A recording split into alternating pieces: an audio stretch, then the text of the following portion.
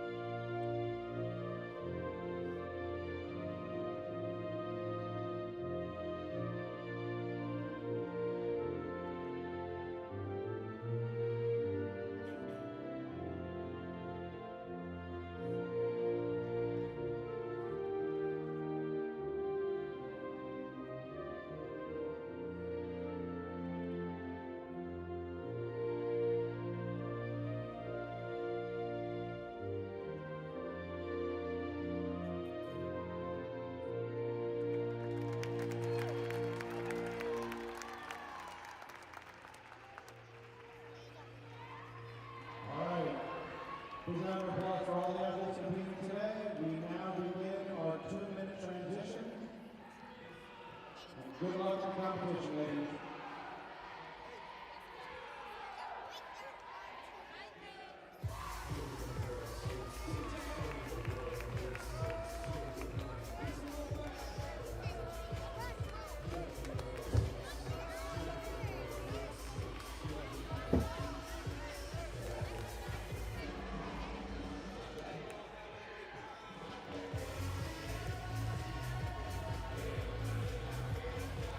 Welcome everyone to the Lone Star Collegiate Invitational at the Freeman Coliseum in San Antonio, Texas. For this meet, we'll be seeing the 5 following teams: Penn State, Auburn, Arizona State, Temple, and Maryland. My name is Andrea Maldonado, and I'm accompanied by Tess Racken. Tess, how are you feeling today? It's such a good day to be talking about gymnastics. Hi, Andrea. I'm feeling fantastic, super pumped to get to be here for the Lone Star Invitational today. We've got 5 strong teams ready to compete, and I'm really looking forward to see how the competition plays out.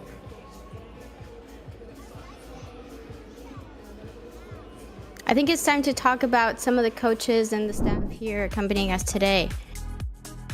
Here's the competition order.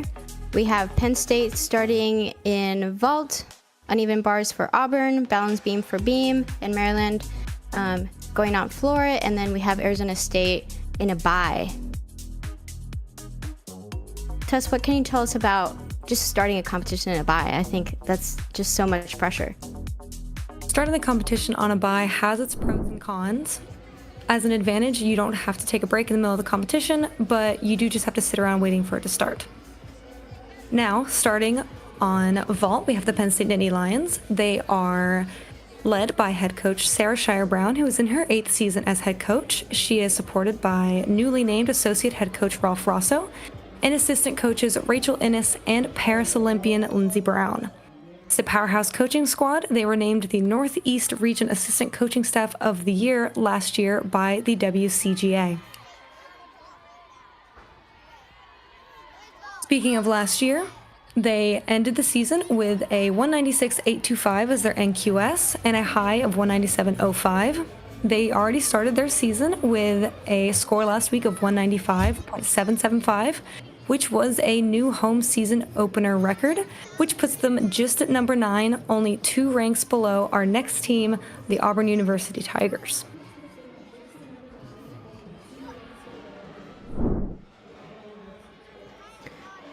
The Auburn Tigers are led by head coach Jeff Graba, 15th season as a head coach, associate head coach Sarah Carver-Malm. I am so sorry if I'm mispronouncing that last name. Assistant coach Kurt Hedinger, another assistant coach Brooke Leonard Fincher.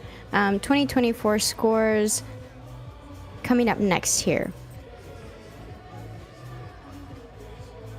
They finished the 2024 season with an NQS of 197.315.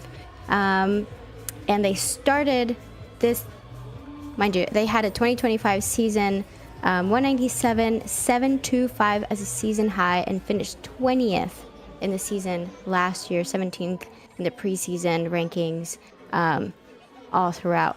They scored a 195.95 last weekend, placing their second in the quad meet against Oklahoma, leading their way. And then rounding out the teams today, we already have one under their belts, starting on beam, the Temple Owls.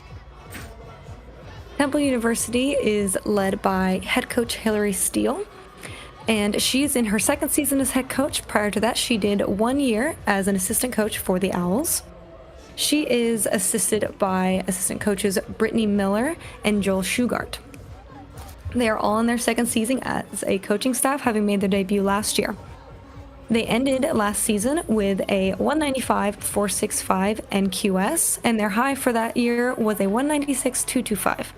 They did kick off the season last week already. They scored a 191.2.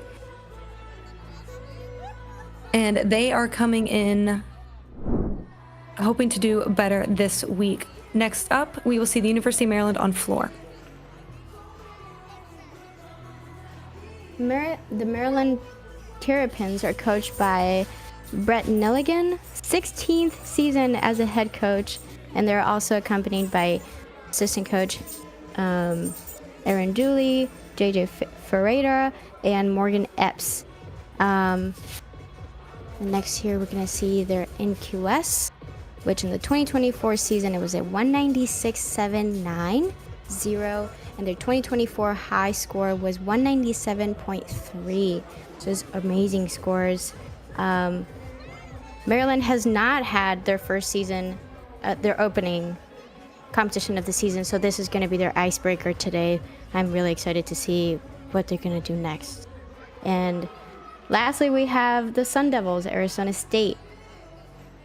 And while we won't see them this first rotation, ASU is led by head coach Jay Santos, who is in his 9th season leading the Sun Devils. He is assisted by assistant coaches James Williams, Kristen Harold, and Caprice Nadonza, who was only added to the staff a few months ago. In 2024, they finished the season with an NQS of 196.920, and their season high was a 197.6. They ended the season 16th, and they are coming into 2025 ranked 20th in preseason rankings. That's so exciting. Honestly, I am so excited, so stoked to see so much gymnastics today.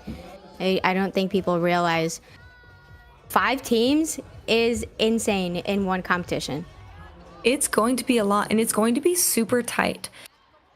The preseason rankings are really what we're going off of right now, but of the 4 schools, 5 of them are ranked between 17th and 24th coming into the 2025 season, so this could be a really, really close race. Yeah, I mean, all that it takes is for people to be hungry, for people to look out for those landings, and then here we go. I see a couple hands going up, so let's get ready for some gym.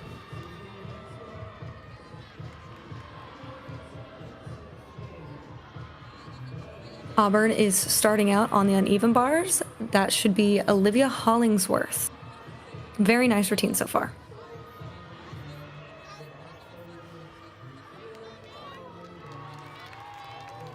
Fantastic way for the Tigers to start off their day. I think those first spots in a lineup are also always so nerve-wracking because, especially for meets where there's so much going on. Like, there's 4 other people competing and there's so much noise. It's really loud in there, and it can be a lot. Yes, and that leadoff spot is so incredibly important. It really sets the tone for not only that event, but on the first one up, the whole day. We just saw a really nice vault from Alina Verhova for the Penn State Nittany Lions.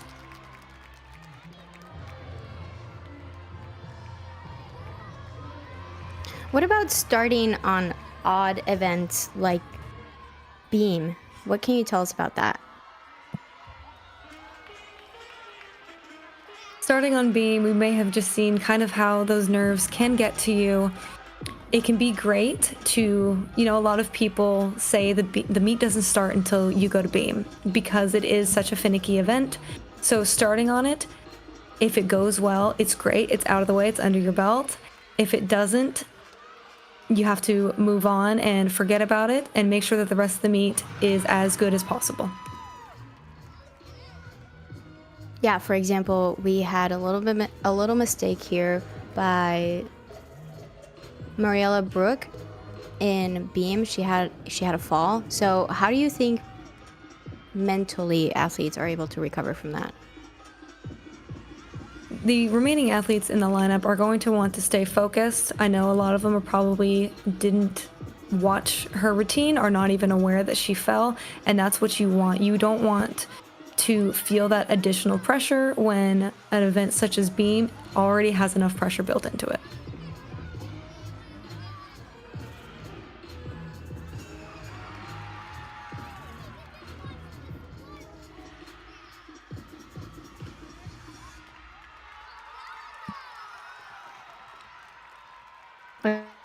I'm really just mesmerized by the routine by Bryn Bartman on bars right now. She has really pretty lines. She does. This has been quite stunning. Finishing it off with a stuck dismount. The Tigers are going to be very happy with that.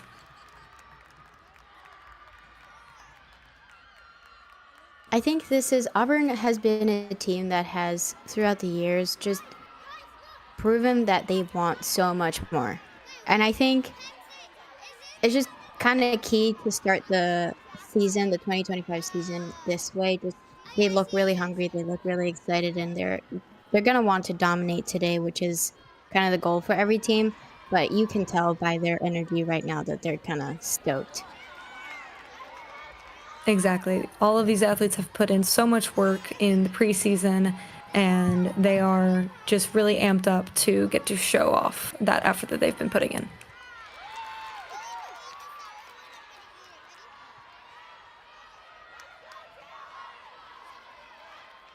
So I have a couple questions. What happens when the judges are taking forever in an event like vault where you have 2 seconds to go?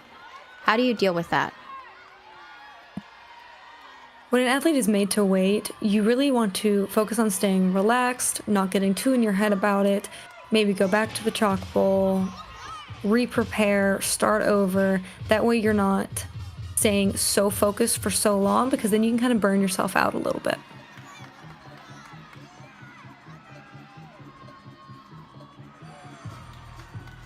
Maryland's floor lineup is looking really good. Their darting score was a 9-8, and Taylor Reck right now is, I think she just did a double full for a 1.5. And her lines are also really beautiful. She's very explosive in this event. Get her go.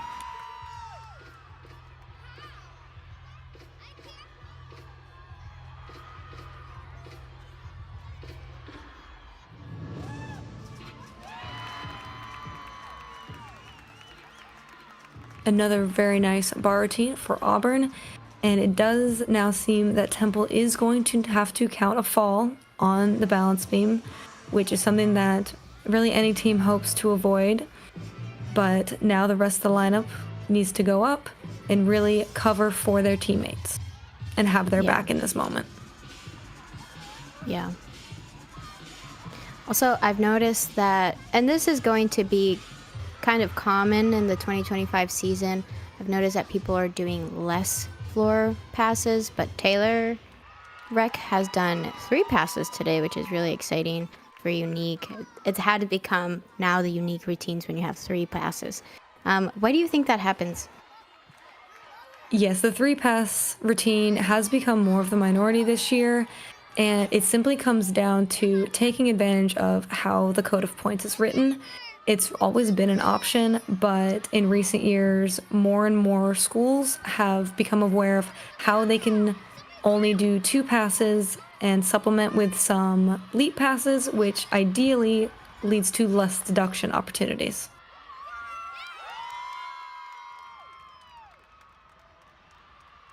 Personally, I like to see a little bit more tumbling, but I do too.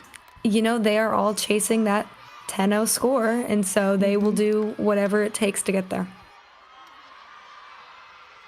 I think after last year's 10-0 phenomenon, everyone wants a little bit of that excitement to get a 10-0, but I think it's going to be a little bit more challenging to do that this year, don't you think?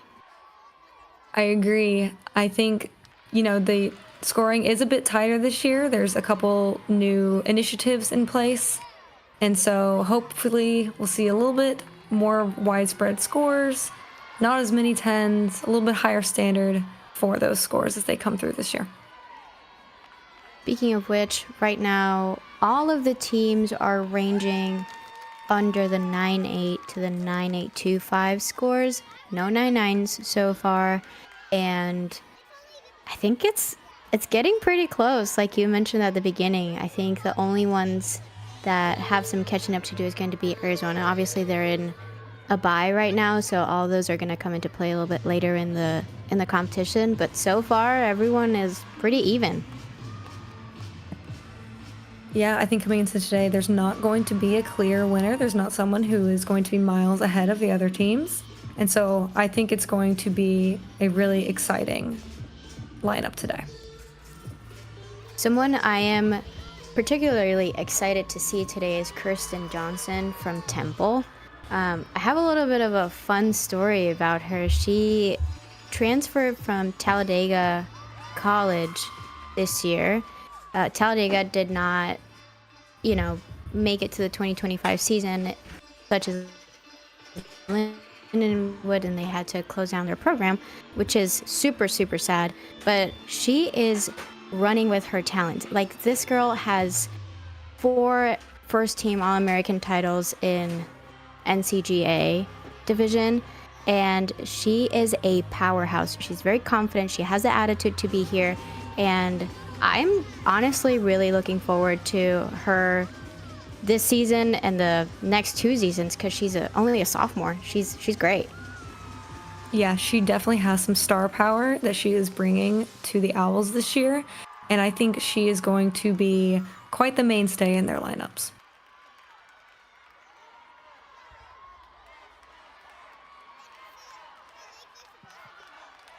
You know, as a sophomore, I think she has still a lot to do, you know, in growth. She has a lot of work to do still, but so far, man, I was looking at her routines from last week, and I was like, wow, she can go. She's confident, and she has the gymnastics. Just a little bit more cleaning up to do, and be great. Hopefully, she makes all those titles into D1 too, and those are going to be great achievements for her. Yeah, she already comes in with a USAG vault title at Nationals last year and completed that beam routine quite well. That is exactly what Temple was hoping to see from her today. I think she's going to continue being a good contender for them, a solid routine on all 4 events.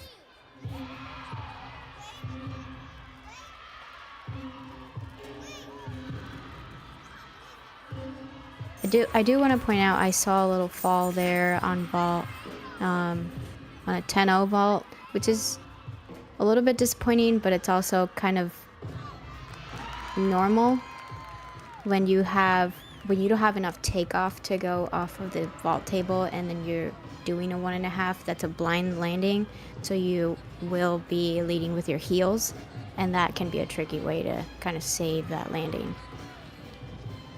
Yeah, it's very much risk reward. You get the 10-0 start, but it is a harder vault, so it's harder to complete successfully. I also want to mention that we just saw Caitlin Zhang go on bars. That was her freshman, not a freshman debut because they did start last week, but she is a freshman for the Tigers, and she is going to be so incredible for them. That was a stunning bar routine. She also stuck the landing. I think it's a 3rd stuck landing the Tigers have had today, which is really exciting. Yeah, they're off to a great start on bars. That is a wonderful way for them to start off the meet today.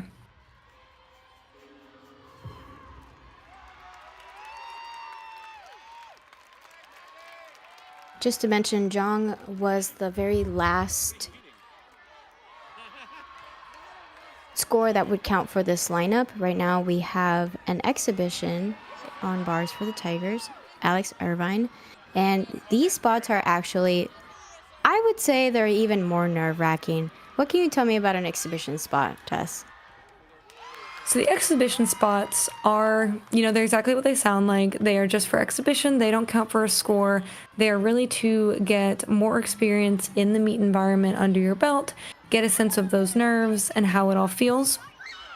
From personal experience, the exhibition spot can be a little bit more stressful because you know that your chances of getting into lineup the following week hinge on your performance today. So there is still a lot riding on your performance, and that can be in some ways a little bit more stressful than even being in lineup itself. That's what I mean, because you're always trying to like show off and be perfect and try to a little bit, it almost turns into outworking your work, and like you're trying to do a little bit more than you know how to do, and that can get to your head. I know I have a personal experience with that. I tried to compete bars for the last 3 years. I did gymnastics, never did it. I exhibitioned once, and I got so nervous I could not even stop shaking as I was like doing my release and everything. I was like, what is going on? I've done this routine like 10 times. What's wrong with me? Yes, I believe my coach came up to me before my first ever bars exhibition and told me I was green. That is hilarious. That is hilarious because like I don't think a lot of people realize how much pressure there is on the line because you want to do this so badly. It's like I really want to be here and I don't want to mess it up. So please, somebody help me. But no, exhibition spots are hard. They are indeed.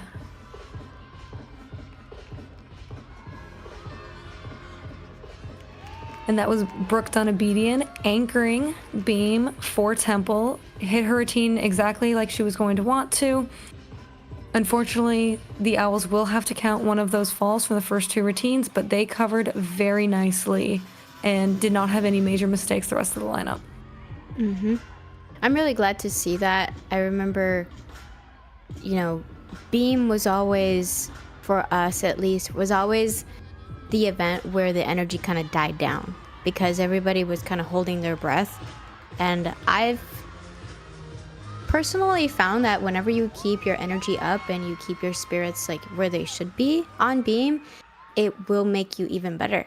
Like if you dim it down just to be safe, you're probably going to make a lot of more mistakes.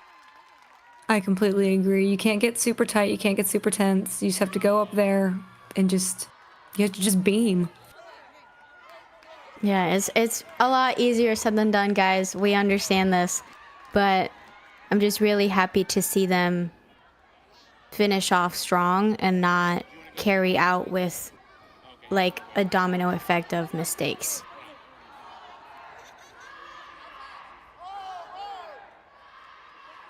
I believe we have one more for Maryland to go on floor, and then we're gonna go on to rotation 2.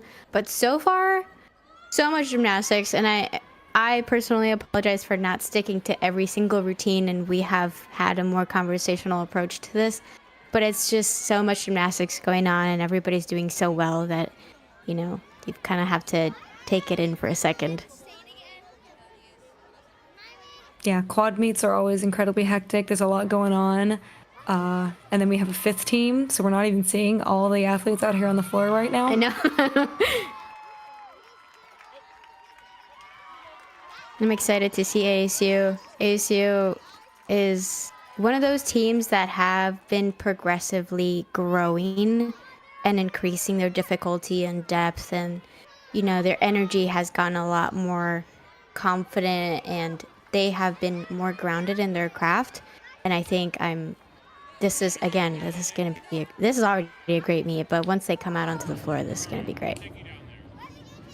Yes, and with the conference realignment, this is ASU's first year competing for the Big 12, and so they will be going for a different title than they normally would. Yeah, which I didn't even realize that. The Big 12 has expanded in its own little way that, makes you feel like you're living under a rock because you're like, whoa, I didn't realize they were even in the Big 12 anymore. But that is so exciting. That is so great to see.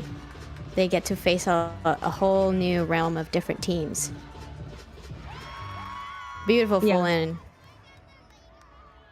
Yeah, very nice E-pass from Natalie Martin there. I get really excited when I see E-passes because it's like out of the norm almost. Yeah, it's not required, so we don't see everyone do it, but it is always nice when it's included to see that higher level of gymnastics. I'm gonna tell you right now, I couldn't have done a full in to save my life. I could flip or twist. I could never do them both together. I always got so lost and landed on my head one too many times. I am the exact same way. The exact same way. That was a beautiful routine for her. This is so exciting. Look at all her team. Everybody's cheering. Good way to end this rotation.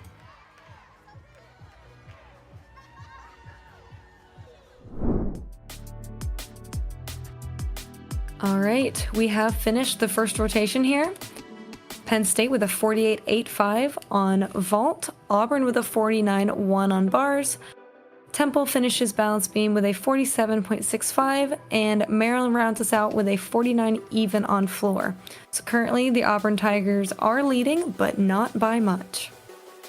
Yeah, like I was telling you, all of these scores are so similar to one another. Everybody's ranging between like 9.7 and 9.825 right now. It's kind of a sweet spot. There's the lone 9.9 there for Caitlin Jong, which is super impressive. Oh, and there's Alexa there for Maryland on floor with a 9.9 also. So those two are the highest scores of the entire rotation right now. But finishing with a 49 right now, it's going to be exactly what you want to be able to dominate into this competition where there's 5 teams and there's so much going on. Both Auburn and Maryland have a 49-1 at the moment, which is just, it's telling of how tight it's going to get. Yes, sorry, I called that a little bit too early before Martin's score went in. But yes, with Natalie Martin's 9.825, Auburn and Maryland are now tied. This is so cool and this is so exciting. We're going to take a little bit of a break here until we come back for rotation 2.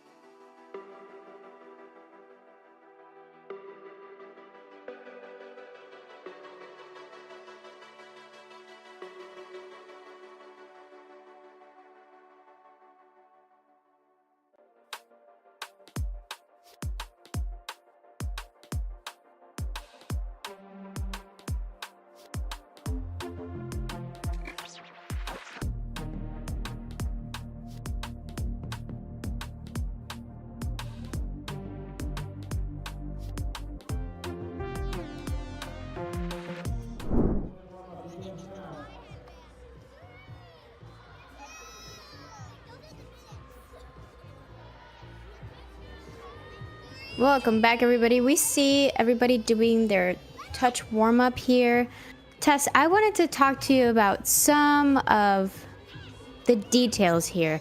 Like, for example, the judging right now. What do you see that's different from last year to this year in terms of how the judges are approaching the little things? You know, the little steps, the little miss of the vertical and the handstands, wobbles on beam, getting too close to the line of the bounds line on floor. Like, how do you think that the judges are approaching all of these small deductions?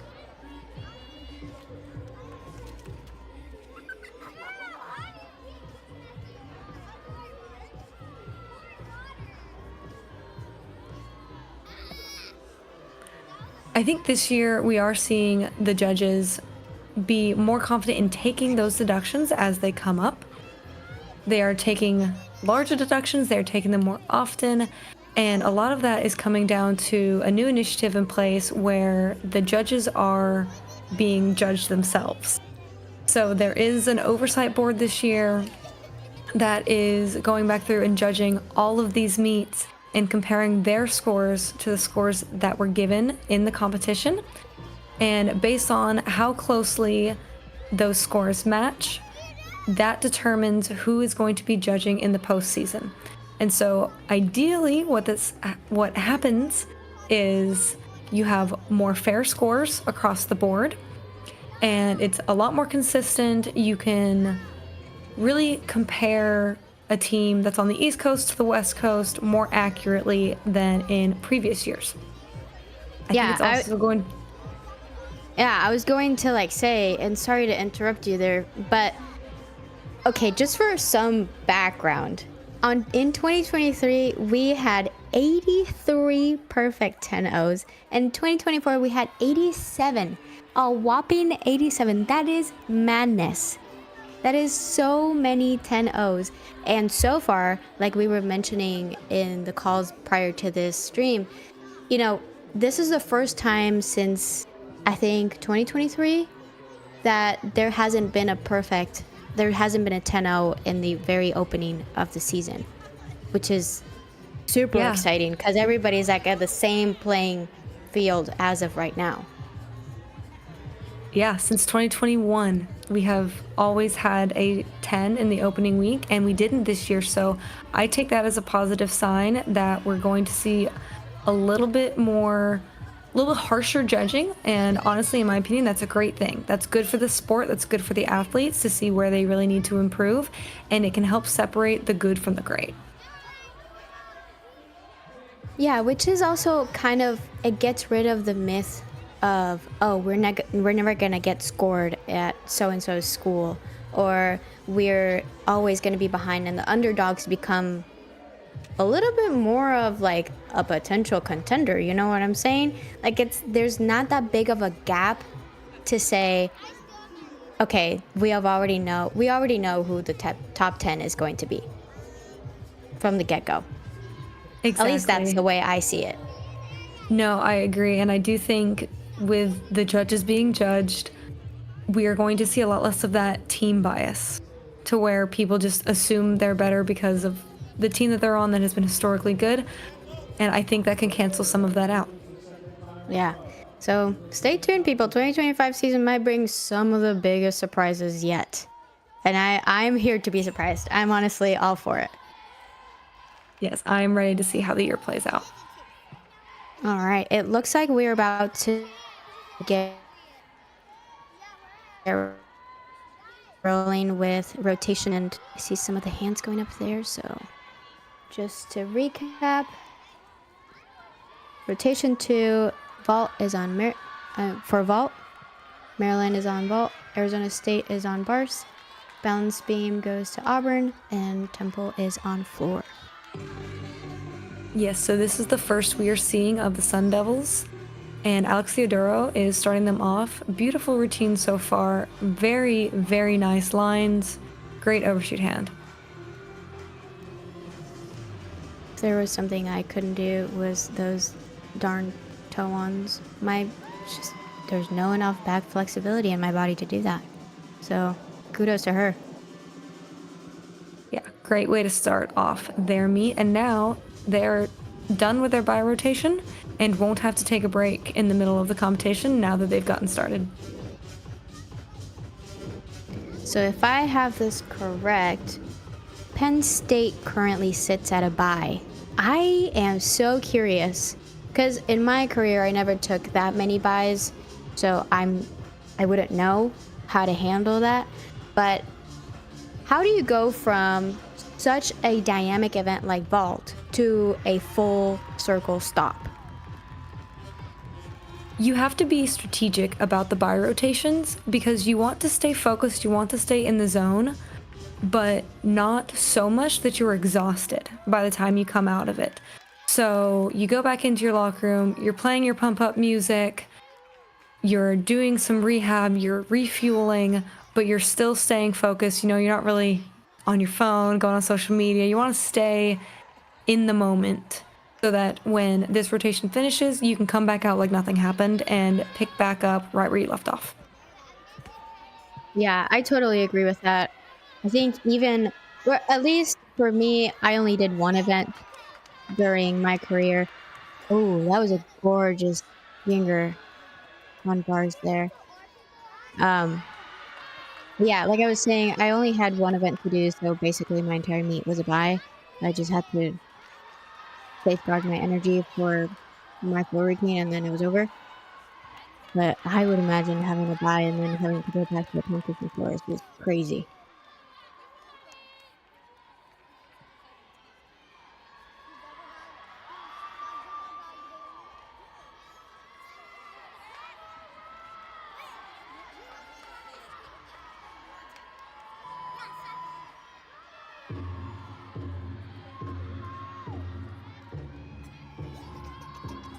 I'm kind of sad that we can't really hear a lot of the floor music that's going on because some of these musics are super fun and I wish everybody else could hear them. Yes, picking out your floor music in doing a routine to it, it really just elevates the gymnastics that is done. What was your style? Did you ever do floor? I did. My floor musics were frequently more on the classical side. Ooh. Did it give you time to breathe, or was it more because you liked the style of dancing? Mostly because I liked the style of the music and the dancing. Some of them were a little bit slower, but in my experience, slow or not, if you're going full out on your performance, you're going to get tired anyways. I agree with that. Adrenaline really just takes you by surprise. So far, how do you think we're doing? I think rotation 2 is looking really, really promising here. I'm looking It at the scores, is. and again, really, really close. Yes, Auburn is on beam this rotation, and I have seen 2 stellar routines so far. They have been looking great over there. The Sun Devils on the bars are just taking advantage of their momentum. I thought we had, in the last routine, we had a little bit of a mistake there with one of the handstands, but no mistakes here.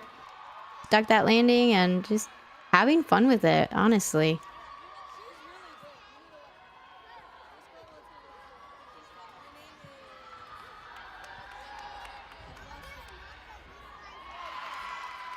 Ooh, and a very nice vault for Maryland. Not all that often that we see Sukahara vaults in the NCAA. I was about to say, especially not full extended ones either.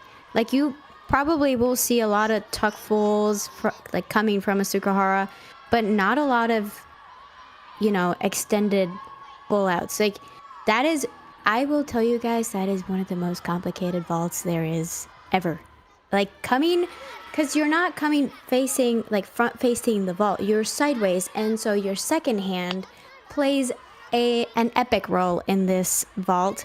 If your hands are too far, you're not going to get enough rotation. If your hands are too close, you're going to overdo it. It's just madness to do that vault. So kudos to her. Yeah, and she had great body position in the air, fully stretched out. I'm also loving what I'm seeing on beam from Sophia Groth. This has been an incredibly difficult beam routine with a triple series and a D leap. A little bit of a mistake there on the dismount, but everything up to that point was wonderful.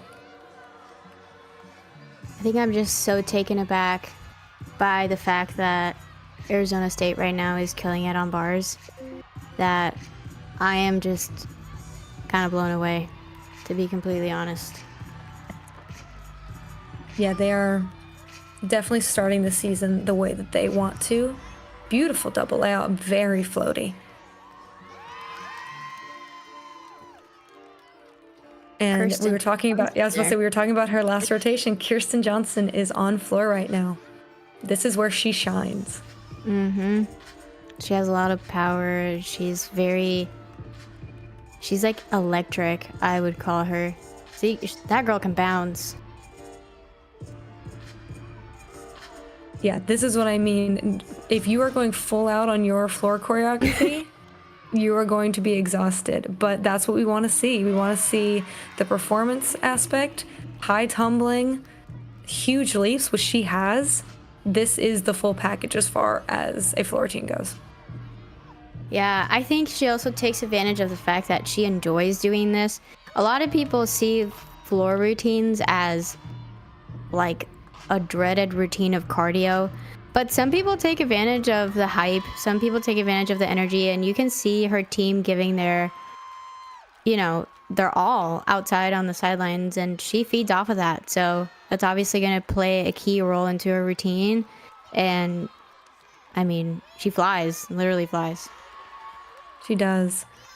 And over on beam right now is freshman Caitlin Jong for Auburn. She is a former national team member for the United States, an international elite, finishing up a really, really beautiful beam set. This girl's on fire. He is, and another very difficult beam set. I don't know if you caught it. She did standing, layout, step out, layout, step out. That is so rare to see, and I really do love seeing the high difficulty. Another stuck landing over there for the Sun Devils. I'm telling you, you're just here to take the cake. Yeah, once you have that energy and that momentum and you build on it, you can be unstoppable. Here's a downside to, and correct me if I'm wrong, when you start off of a bye and you go directly to bars, you end up on beam, correct? No, they will actually end on vault. Oh, okay. That kind of Yeah. like takes a little bit off the pressure. But yeah, ending on beam for whoever ends on beam on this competition, that is going to be where the entire competition like makes it or breaks it. Yeah, I think today that it's going to end up being Maryland. Ooh, tough day. Quite the way to start their season off. Ooh, very nice Beautiful. half from Natalie Martin. Little step, but very well done. She landed it, and I think at this point, here's the deal. I think as long as you land on your feet and don't take more than 1 or 2 steps, you're still in range. Yeah, it's all about, does the extra half tenth of difficulty, can you make up for that? Mm-hmm.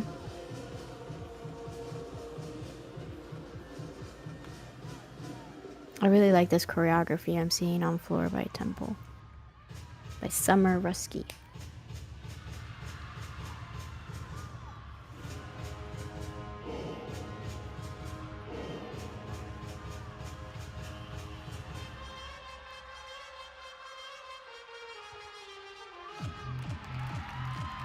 And yet another hit beam routine for Robin. They're on fire over there. This is I told you. This is an incredible beam rotation. Like I said, the meet doesn't start until you get to beam. And they're doing everything that they need to be doing to win this meet. Yeah. I'm telling you, the key is going to be who wants to dominate. And that desire is literally going to take you so far. I've known it for myself, and I've seen it with my former teammates. The desire to just do it and go for it will do wonders. Because the gymnastics is already there. You can't really learn or unlearn something new the day of. Like, you know what you're doing. You've been working on this for the past, 4 or 5 months? Kind of like auto, it's all up in your mind. Yeah, today is not the day to make changes, but that's what practice next week is for. That is what the next 3 months of the season are for. We're just getting started today. I wanted to highlight this also, Tess. Tell us what's the difference between a podium and just having your events on the ground? Of course, yeah. So having a podium has its pros and cons, especially this early in the season. So it feels like a little bit of a bigger deal. Obviously, it's a bigger stage. But something that you may not know is that the podium causes all the equipment to have a little bit more bounce to it. So for an event such as floor, early in the season when your conditioning may not be as there as you want it to be, it's great. It kind of helps you out. But in that same vein, the beam is bouncier and the bars are bouncier. And so it can help you, but it can also hurt you. And knowing how to handle what the podium feels like comes from experience. And so having a podium meet early in the season like this will help prepare these athletes for postseason competitions. Which is the key that I don't think a lot of people understand, that makes the postseason so critical. Because the more you compete on podiums, the readier you're going to be for potentially a national championship. Exactly. And Auburn has now put up 6 beautiful back-to-back beam routines. I can't imagine they'll be anything other than thrilled with that rotation. Yeah, we're now waiting on one more score from Gabby McLaughlin. They're currently sitting at a 48.9, so I have no doubts that they're going to land a good and solid 49 plus team score over there in the beam, which is, I think, going to take them to the lead. There we go, 9.825 for Gabby. And then we had Caitlin Jong with another 9.9. Yes, that is exactly where you want to be at this point in the season. Maybe we'll see some higher scores as we go through the next few weeks, but no complaints there from the Tigers. No. I mean, they're doing exactly what they've been preparing to do this entire time, and it's kind of been to go steady and progressively just get better and better and better. But it comes down to all those little teeny tiny details, like we were talking about earlier when Kaylin Jong went on. She's paying attention to the lines, like toe point, landings, being stretched out in your like full turns, not really wobbling or doubting yourself before a series. I think those are the little teeny tiny things that tell the judge, okay, I'm ready. I'm good to go. So. Yeah, she definitely has the presence. She has the fine details really nailed down.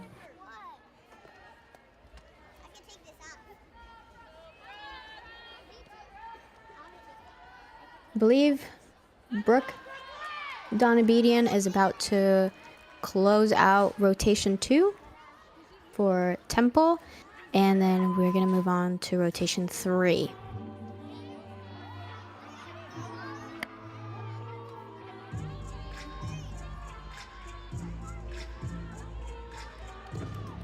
I love Doja Cat for her. This is such a good music for her.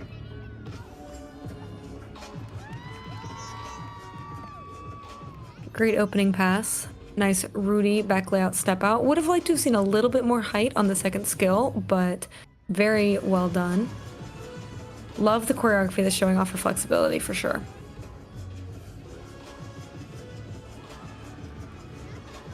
And a Y turn. That's pretty rare in college gymnastics, but it is beautiful when done like that. I was about to say, like, you see those a lot in like international gymnastics, not very much in collegiate level.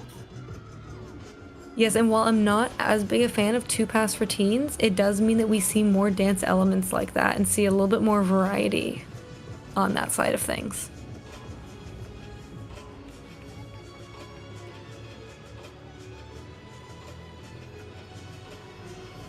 I think if she would have sustained her landing at the very end, it would have been an awesome ending score for Temple. But still, ending with a front double full, that is impressive within and of itself. So kudos to her. Absolutely, I agree. Double full is an E pass, so she was ending with the same level of difficulty that many gymnasts begin their routines with. So it is unfortunate, but it's early in the season, and we should be able to see some improvement from her as the weeks go on.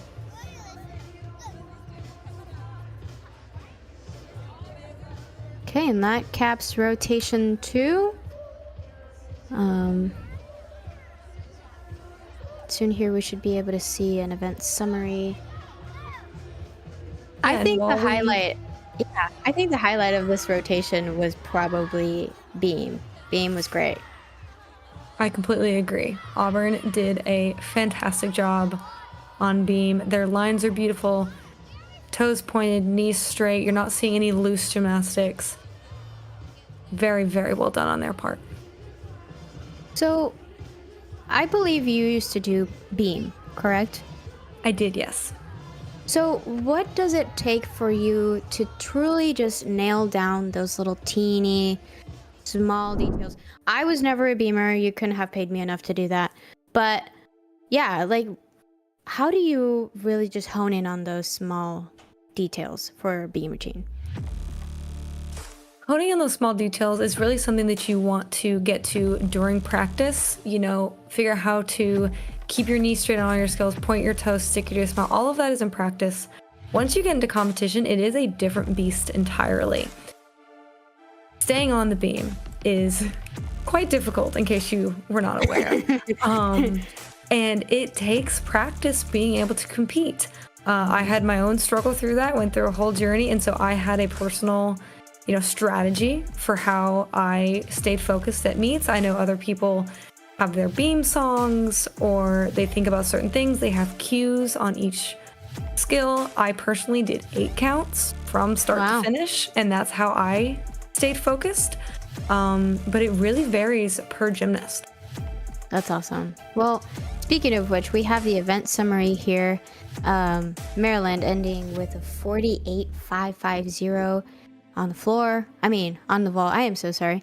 On the uneven bars for Arizona State, they ended up with a 48.875. Auburn with a 49.1 again on the beam. And then Temple wrapping up things with a 48.925, which is impressive for the amount of routines they put up. Like, their scores really just took them where they needed to go.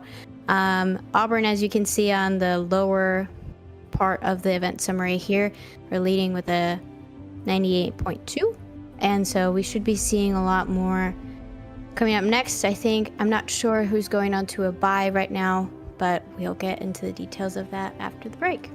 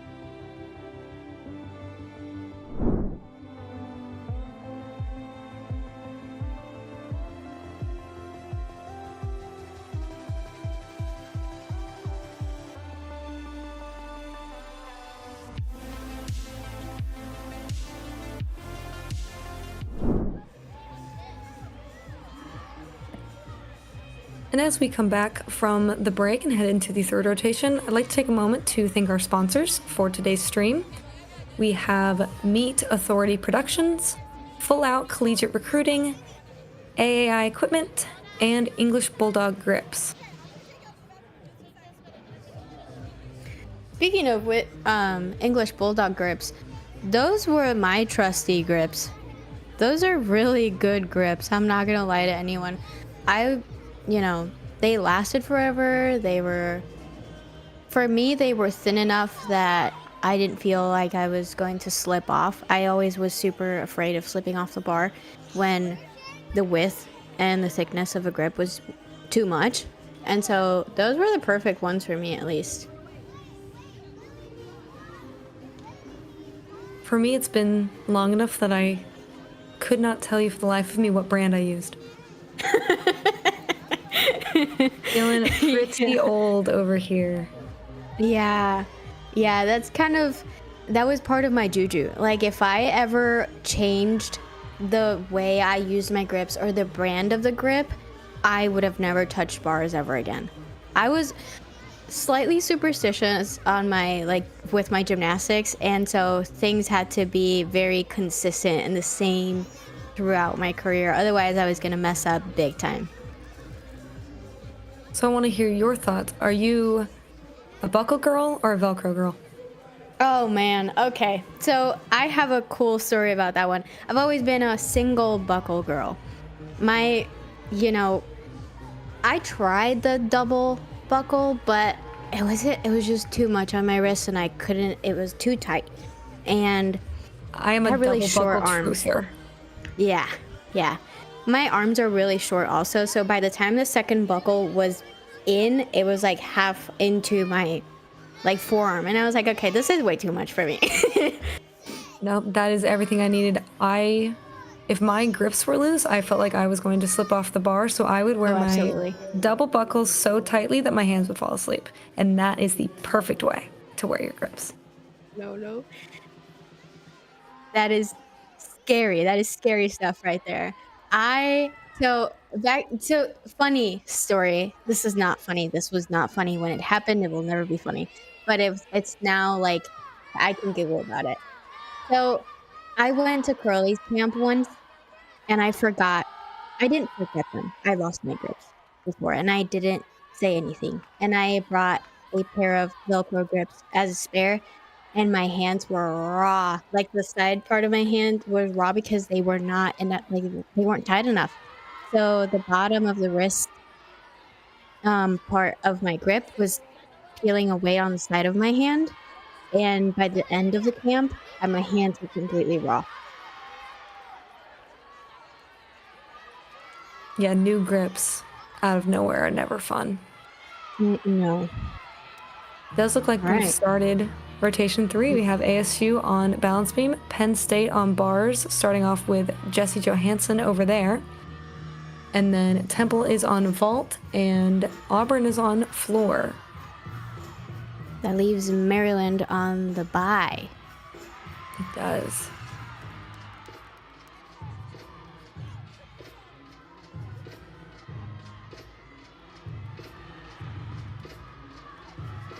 Beautiful routines for Johansson there on the bars. Almost Wow. got that stick. That was beautiful. That was as a senior. I believe it is her 4th year leading off the Nittany Lion bar lineup. Doing the beam for the Sun Devils. Lee had a little bit of a wobble there in her series, but she recovered really well and she finished her routine strong. She had a little bit of a hop on her dismount, but other than that, no complaints. Like really good routines so far. Agreed. Auburn is showing off on floor. I think it was a 2-pass routine also, but she finished with a huge double pike, which was really, really good.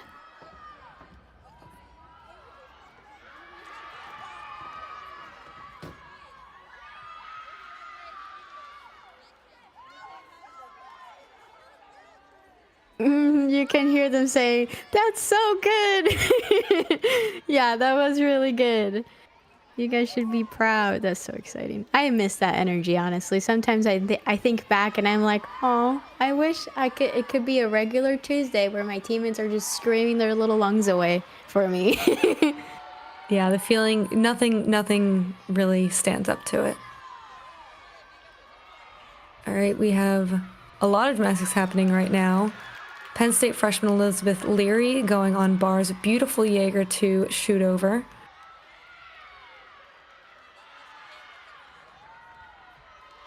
There for Temple, we had a really pretty like full. I think she stuck it.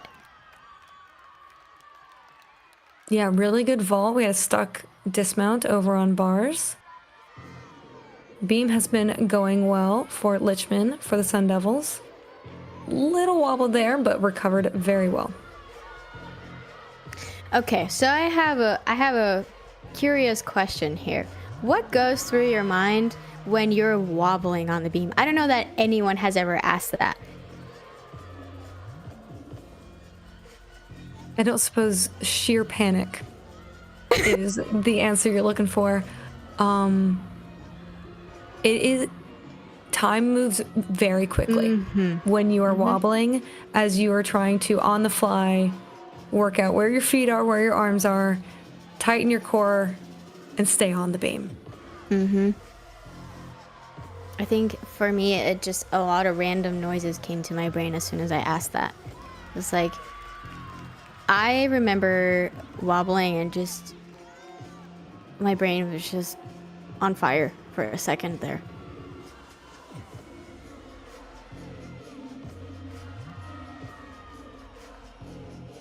Beam might be a narrow event, but your brain is even narrower when you are on that event. Like, for me, I could even hear my own breath. I was like, oh, Lordy, help me, please. I cannot control my own brain right now. I think that was why I was never a super reliant teammate on Beam. I was always like an extra because I could never get my mind to just relax enough. That was my problem. I was never relaxed enough to go on the Beam and be like, yeah, this is another routine. I was like, huffing and puffing from beginning to end. Yeah, and that is not uncommon. It truly is a whole other beast, learning how to compete beam versus how to do beam. Here on bars, we have another Penn State freshman. This is Daniel Latronica. I was going to mention on Penn State, I read that they carried over 9 of their 2024 athletes, 3 of them being super seniors. Which, fun fact, this is the last year that NCAA has COVID eligibility for any athlete. So we won't be seeing 5th years as common as we have seen in the last 3 years. Yeah, it's been a nice few years. Looking forward to who's going to announce they're doing their extra year of eligibility, but I think for a lot of these athletes, 4 years is enough, and they're happy to be done after 4. And I think sometimes just knowing for certain that it's your last year is a good thing. Yeah. For me, it was great to have an extra year because by the time I had transferred into Iowa State, I only had 2 years of eligibility. For me, I was a junior feeling like a freshman, so my 3rd and last year with them felt like I was more grounded, I was more confident, and it was what I needed. But if you would have asked me if I had full 4 years of that, I would have told you 4 years is enough.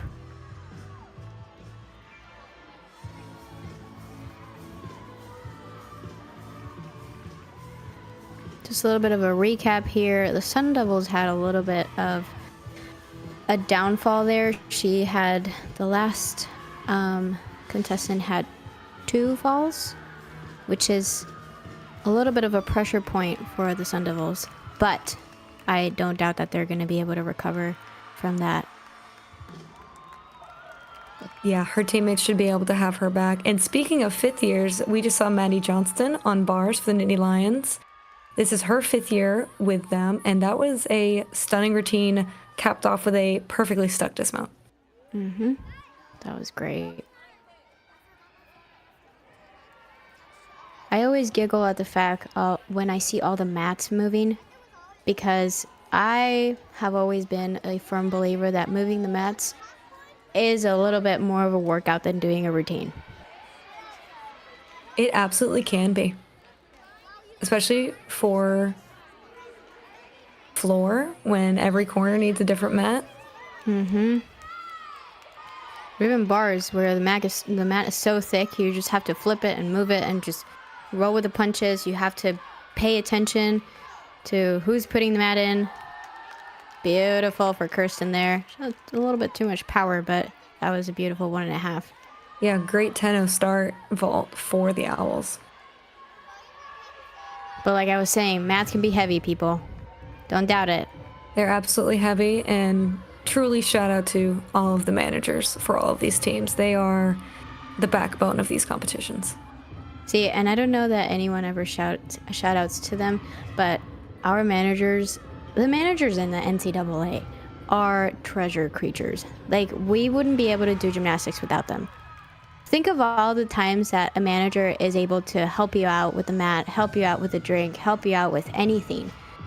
Like, even sometimes, I think our managers were also like the people who kept us grounded. If somebody was way too, like, ecstatic or had too much adrenaline or super nervous, there were managers to, like, hold our hands and keep us in check. 100%. And half the time, awesome the work. managers know what you need more than you do.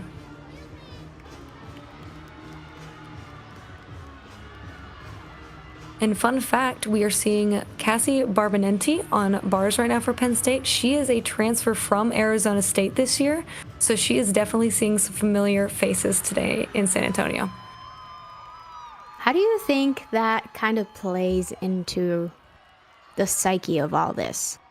Do you think there's a lot of tension? Do you think, her former teammates are happy to see her? Or, is there any, I don't know, weirdness around this?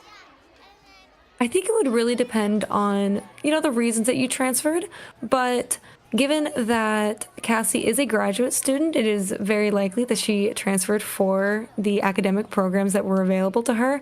So probably a happy reunion, maybe a little bittersweet. Those are your girls and you get to see them now again. And so I'm sure she is very happy to see her former teammates, but has found a new home with the Penn State team.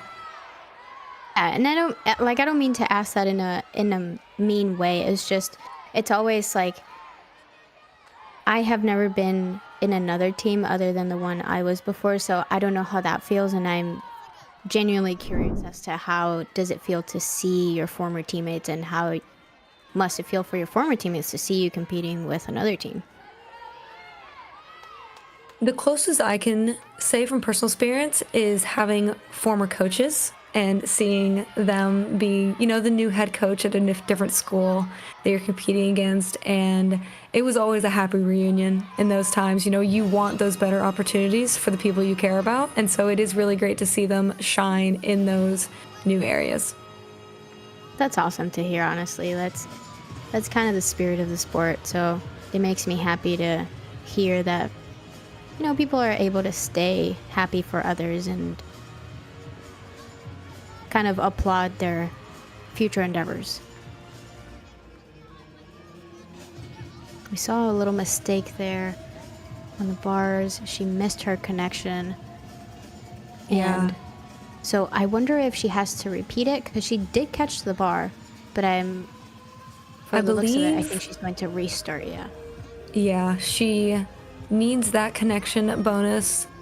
From a skill standpoint, she did hold on long enough for the skill to count, but she does need to redo it in order to have her full start value.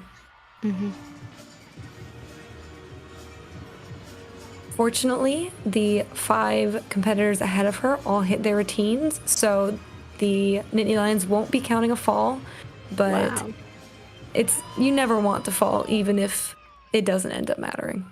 Yeah, but here's the deal. Even with a fall and with the pressure of you having to restart your routine, she restarted that routine and it was like, blank page, start over kind of deal. She did a beautiful connection. She had a beautiful dismount. All her lines hit where they were supposed to, and she stuck the landing. So, for all that counts, she's an awesome competitor under pressure. She absolutely is. She's the anchor for a reason. We just saw Arizona State finish up a beam routine with a very unique dismount that was a front gainer full off the side of the beam. I don't think I have ever seen that before till today, so the gymnastics never ceases to surprise me. I've seen the backwards one, but I've never seen the front one. Didn't know that was possible. What kind of dismount did you do? I did a back handspring to gainer full off the side.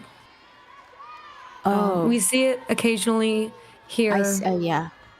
Gives a little bit more momentum into the full, as well as the necessary connection bonus that you need for a dismount that is not as difficult.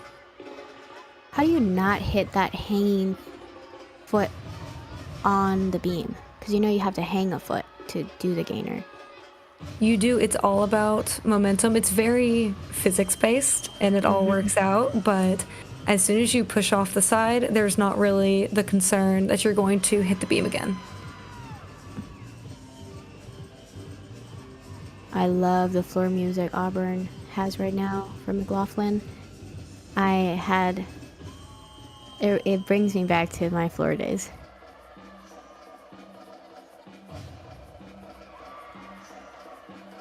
Beautiful leaps. I love those leaps where they're super bouncy and floaty.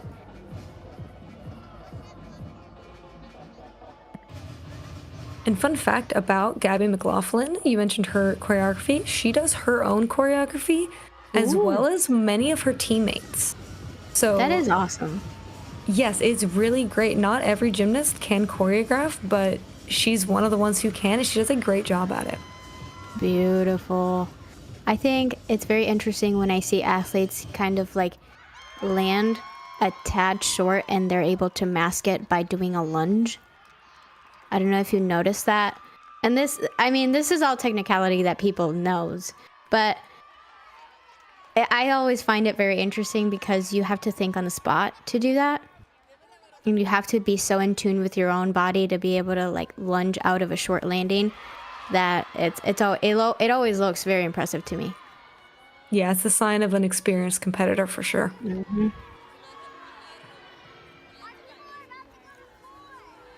We have Emily White on beam. I just saw her do a beautiful double stag jump, which is a blind landing, and in an arena like this on podium is always a bit risky, but it was perfectly done, no wobbles. Great routine for her. She stuck that landing, and I think the part where I've noticed the Sun Devils this beam rotation is that even though they have some wobbles here and there, they own everything they do. So like even post wobbles, you can see them kind of like ground themselves with their arms down again, and like chin is up, and so it looks very confident. So even when you're having little mistakes here and there, you're still on top of your game, and I really liked how they just went with it, and that just speaks to how their energy is throughout this competition and how it's going to continue to be throughout the season.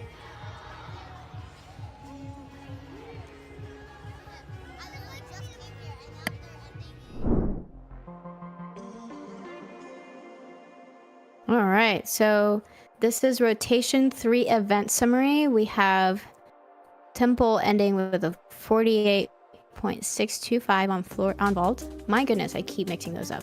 Uneven bars for Penn State with a 48.950. Arizona State on beam with a 48.075. And for Auburn on the floor exercise, 49.325. Again, taking the lead with small steps. I mean, it's pretty up there. This is probably the highest score they've had as a team all day long, but still dominating those little small improvements. Penn State with a 97.8. Arizona State with a 96.950. Temple with a 145.2, and Maryland with a 97.650. Mind you, there's teams that have been on a bye, so that's why you see different numbers with different teams. We're gonna go on the third break, and we'll be back with rotation and I think final rotation for everybody, correct? It's rotation. Rotation 4? Rotation 4 out of 5. Cool. Okay, we'll be back with second to last rotation of the day.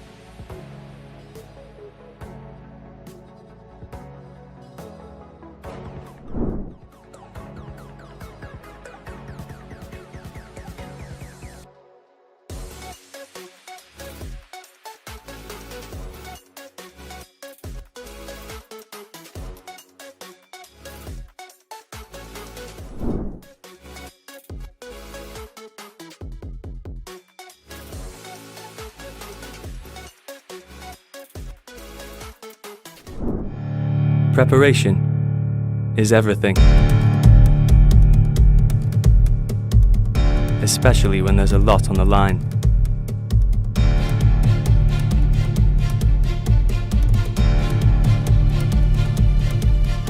When presented with any challenge, you need a good grip. And nothing compares to the Bulldog.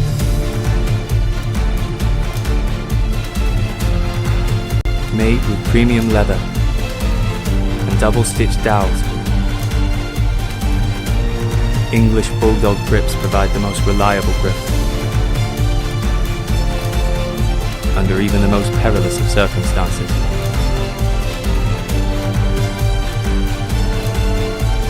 So when you can't afford a single slip, make sure you have the Bulldog grip.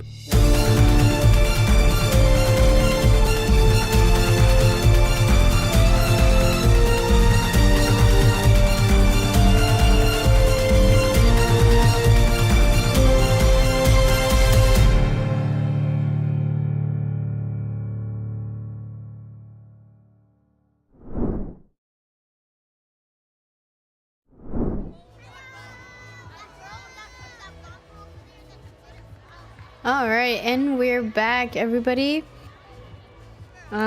We have on vault, we have Auburn. On even bars, we have Maryland. Balance beam, we have Penn State. And floor, we have Arizona State Temple being on the bye right now, taking a little break. It's like an intermission. Yeah, Tess, what can you tell us about being halfway through this meet so far? I think we've seen a lot of gymnastics, a lot of great scoring. Which, by the way, we have Caitlin Jong leading the competition in the all-around, and I mean, she's having the time of her life today. She is coming right out the gates as a big star for Auburn. I can't say anyone is surprised by that, but it is still great to see her live up to her potential there. Halfway through, for some of these teams, we're going into their third rotation. I believe Auburn is on their last rotation of the day, so they're trying to finish it out here. And you just have to stay focused. You have to make sure to stay in the zone, not get too ahead of yourself, and just kind of get into the rhythm of the meet to make sure you can finish it out as strong as you started. And if it didn't start out the way that you wanted it to, That's right. And you gotta recover from that. that's what I was about to ask you. Like, how does it feel when you didn't necessarily had a perfect start, or not even perfect, but the ideal start that you had in your visions?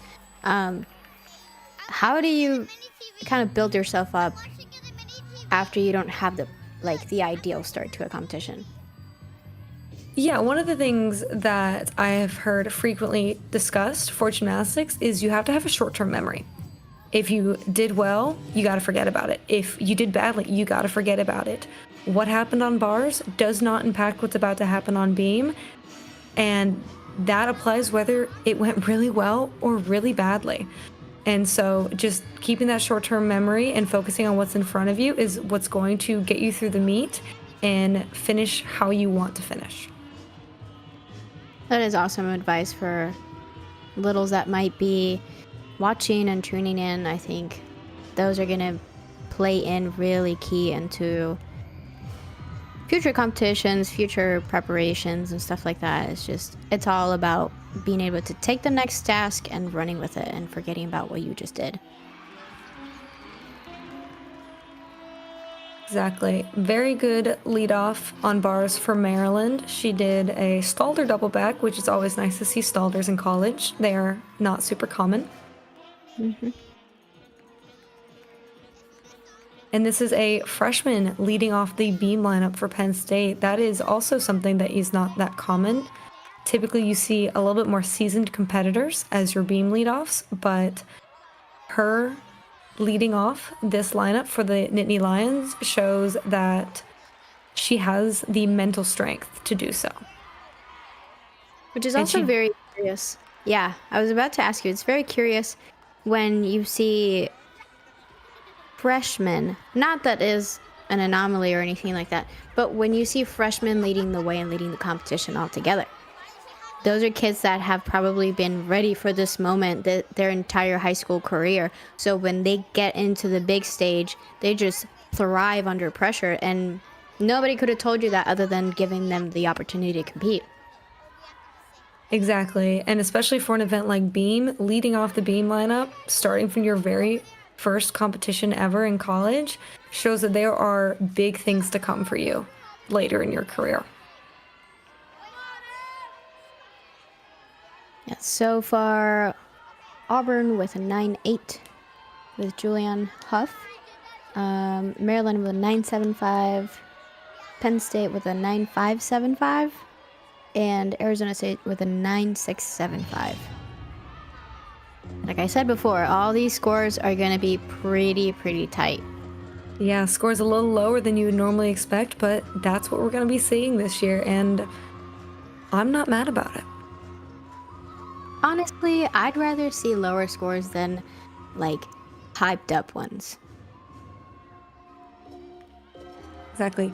Beautiful triple series on Beam from Ashley Mall.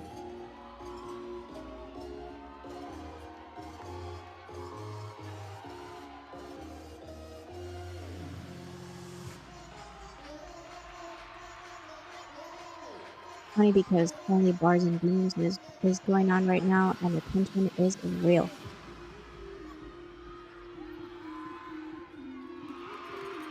Double layout to a stuck landing for Maryland. That was priceless. That was awesome. Yeah, it was beautiful from start to finish for the Terrapins.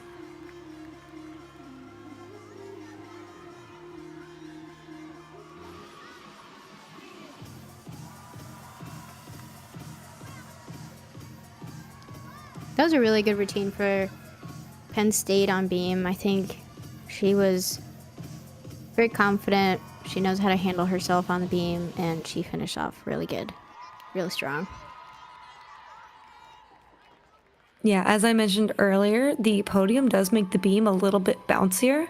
And so being able to handle that difference in the equipment is something that comes with experience. And so Ashley, being in her sophomore year, now has a few more of those under her belt and was able to handle it very well.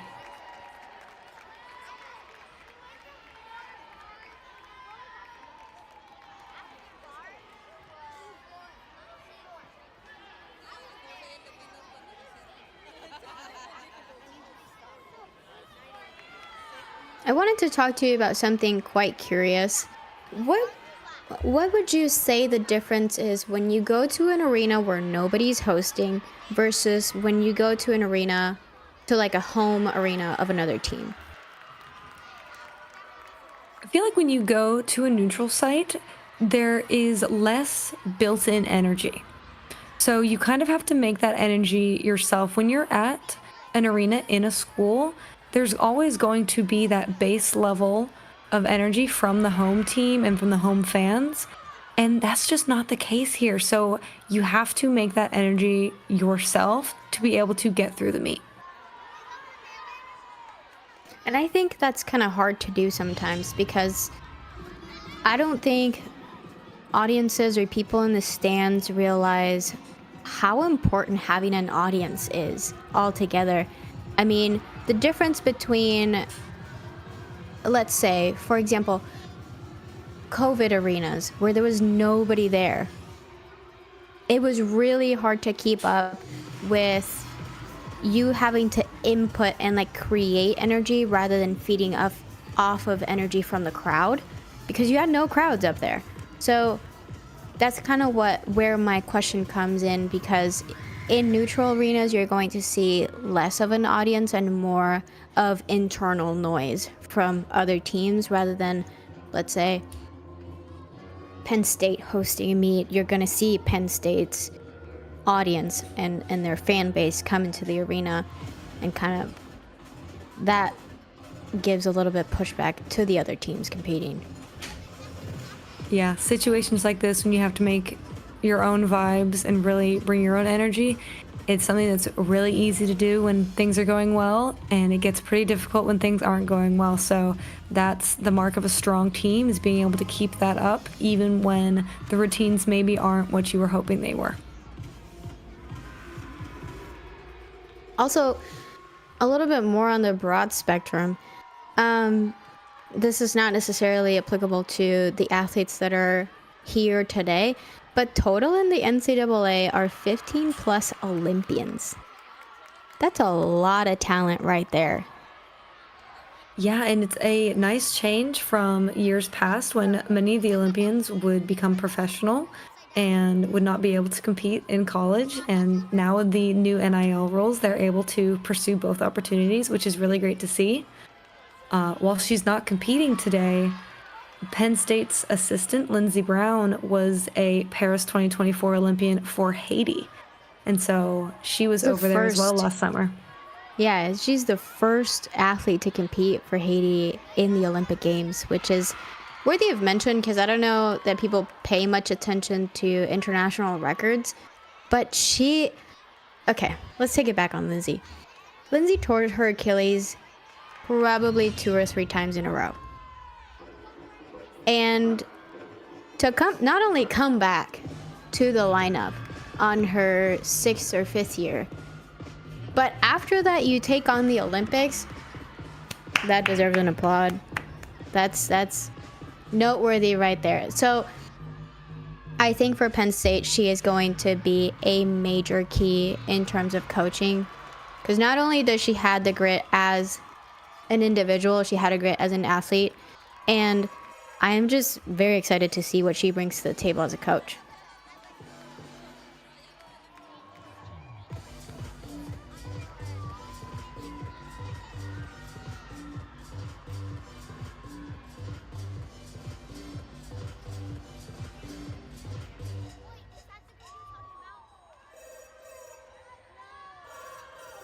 Getting ready to go on beam for the Penn State Nittany Lions is junior Amani Herring.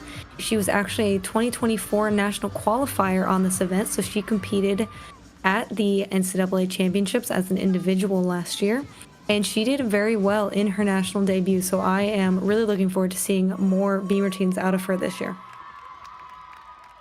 That must have been so nerve-wracking to be the one from your team to make it to nationals and just go out there, have the time of your life. Like, you're used to going with, I don't know how many girls the normal teams have, but bigger teams have up to 20 some girls, and you're traveling with them all the time. So imagine being in the biggest, probably most incredible time of your career by yourself. It is definitely stressful, definitely adds to the situation, especially given that it was on beam, but she handled it with the mental strength of a veteran, and now here she is quite late in the Penn State lineup as a junior. And I will mention, girls that usually go later into the lineup are probably the most trustworthy ones, and they're strategically put late into the lineup because the coaches and the staffing is aware that if there are any mistakes at the beginning of the roster, at the beginning of the lineup, the later contestants are able to pick it up and make up for it. Exactly, and based on what we're watching here, that is exactly why Amani is 5th up in this lineup. Not a single wobble, perfectly stuck dismount. That, yeah, as she should. That was beautiful start to finish. That was great. That was awesome. You can see the joy. It's just, that makes my heart so happy. That's another great routine for Maryland, by the way. Before Alexa, Haley Merchant had a beautiful stuck dismount, and she landed a 9.8, so I mean, rightly so.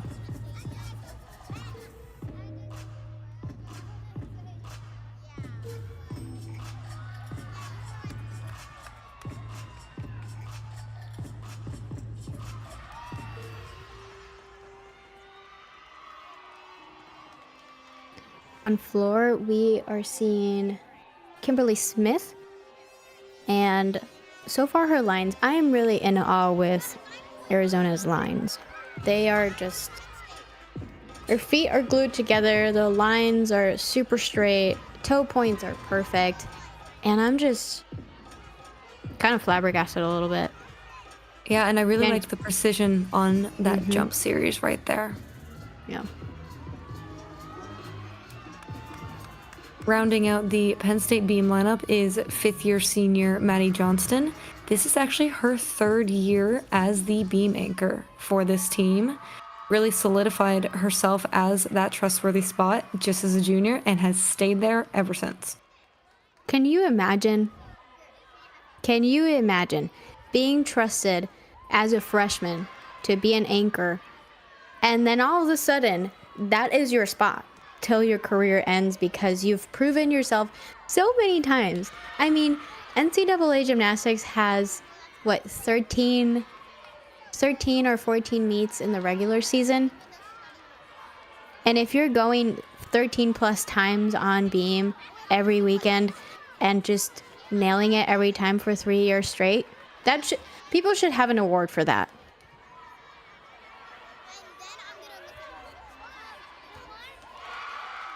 Beautiful dismount for Johnston. That is actually a new dismount this year, and I think it suits her very well. I've been growing very fond of gainers because I like how it's not so much of a blind landing and people are able to just really trust it.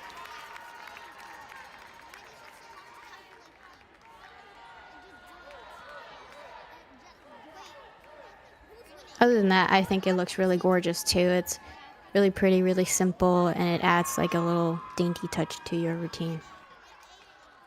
I agree, and the best ones are super floaty, perfectly laid out, can be very nice dismount. And she got a 9.85 for that routine, so that is quite the way that they want to finish that lineup, especially given that Elizabeth Leary only had the 9.575 that they were hoping to drop. Speaking of which, remember me speaking about Kimberly Smith? She just landed a 9.9 on floor, so I mean, she deserves it. Well deserved.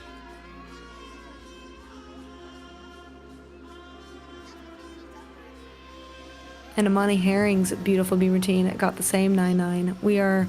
That seems to be the highest score today, but it means it was a fantastic routine.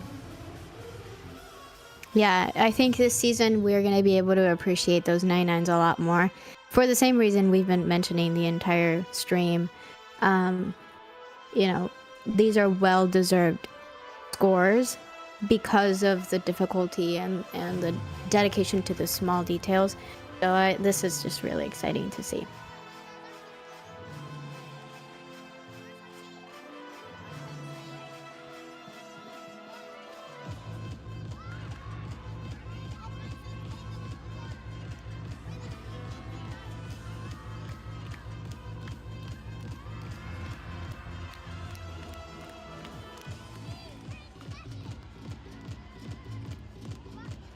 While things are getting wrapped up here in rotation 4, Auburn has finished their debut for today on rotation 4 with a 49.25. Yeah, and they had a fantastic day. They are finishing the meet with a 196.775, which is over 0.8 higher than their debut last week. So that's the kind of improvement that they were hoping to see today. Yeah. I think everybody today, except for the two teams that have not competed previously, like this season, we have seen a lot of improvement from everybody. Everybody has been focusing on their landings and their just the small stuff that we've been mentioning so far. So here's the event summary for rotation 4. Like we mentioned already, Auburn finishing on vaults with a 49.25. On uneven bars for Maryland. We're still evaluating on that last score they had, but so far they sit at a 48.9. They remain at a 48.9. And then for Penn State on beam, they ended up with a 49.125, which is super exciting. And then for the Arizona State Sun Devils, we have a 48-925 on the floor exercise.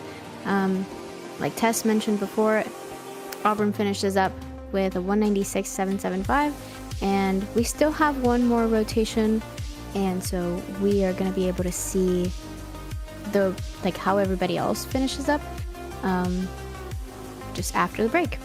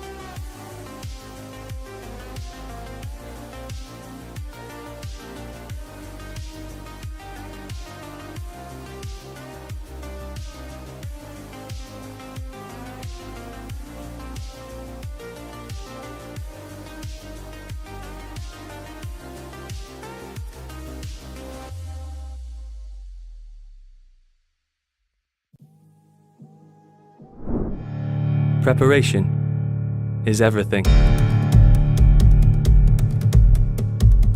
Especially when there's a lot on the line.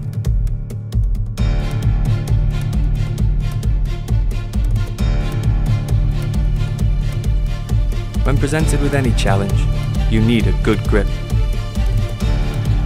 And nothing compares to the Bulldog.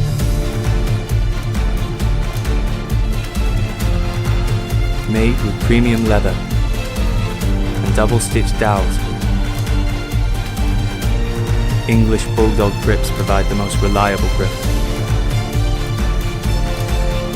under even the most perilous of circumstances.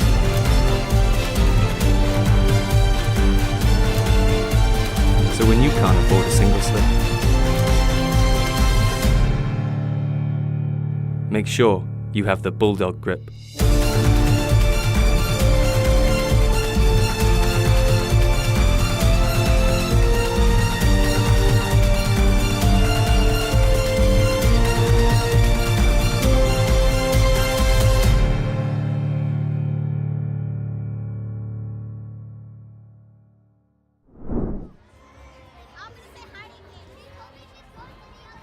All right, so being back with fifth and final rotation. Tess, how are you feeling after an entire, maybe an hour and a half of gymnastics? I'm feeling great. We still got one more rotation to go. I'm always down for more gymnastics, so happy to see where we can end this meet. I think this is where things are gonna start getting spicy, because if I am not mistaken, everybody sits at a potential spot to take that second and third spot. And it's just up to anyone to just put up their best routines, land the best scores, and just continue with the energy they've built up so far. Yeah, we are definitely looking at a close race, especially between Penn State and Maryland. Less than 4/10 separates them. So if there are a few slip-ups on floor, or if Maryland has a fantastic final rotation on bars, that order could switch. Yeah, Maryland, I think it's on beam. Yes, I'm looking at the roster here. They're ending on beam, so it's, again, like we said before, beam is gonna be the make it or break it of this entire rotation. Yes, my mistake. They are no ending worries at on all. beam, which again, the meet doesn't start until the teams go to beam. It Why can is it like that? A lot of it is self-fulfilling prophecy. Yes. Beam gets built up as this big scary thing.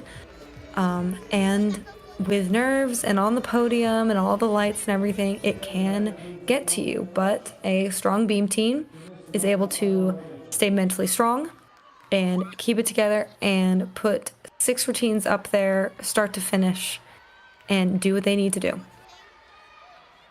You know, I was also curious. I had a note here for you. I wanted to ask you, what's the difference when you're, not the difference necessarily, but do you think teams face a lot more pressure when they're coming into a competition knowing this is their icebreaker versus other teams that have already had their first meet? There definitely is the added pressure of wanting to start off the season on a good note and do really well, but there's also a little bit of freedom in knowing that it is just the first meet and you can grow from wherever you start. I think you couldn't have said it better. I think for us, they've always told us that the first meet is always, it's important, but it's always a meet that you can drop later on this season. It's like scores.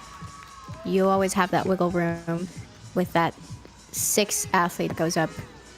And you're able to drop one, or you have a little bit of margin of error for future averages and stuff.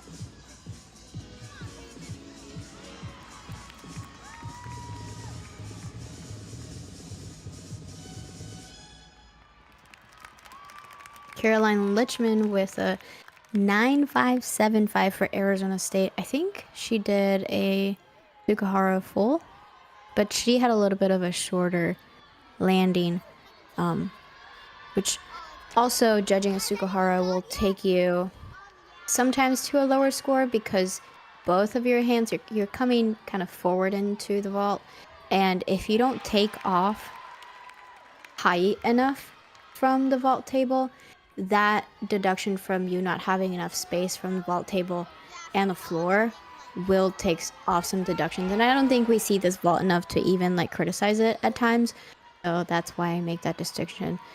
That is an added deduction there.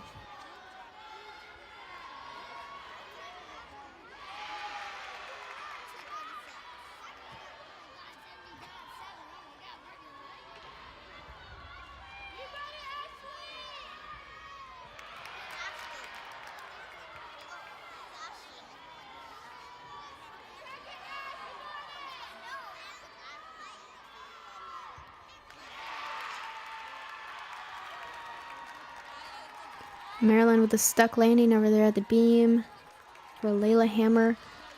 That must have been one, like weight off your shoulders has been lifted. Yes, there is no relief quite like hitting a good beat routine.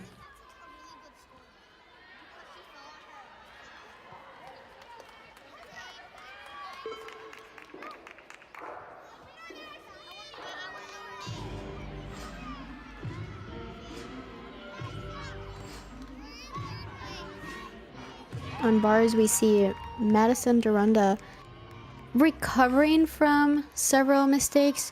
And I want to make note that when you let go of the bar and go back to the chalk box, you have 30 seconds to recollect yourself. Otherwise, like, your time on bars is done and they will cut your routine. They have to salute and be done. But that is another kind of pressure point for the athletes sometimes, to just, like Tess was saying earlier, have short-term memory and let it go and just keep going. But 30 seconds is, in my opinion, not enough time for me to, or anyone, to recollect themselves and keep going. But it's also necessary to keep the flow of the routine going.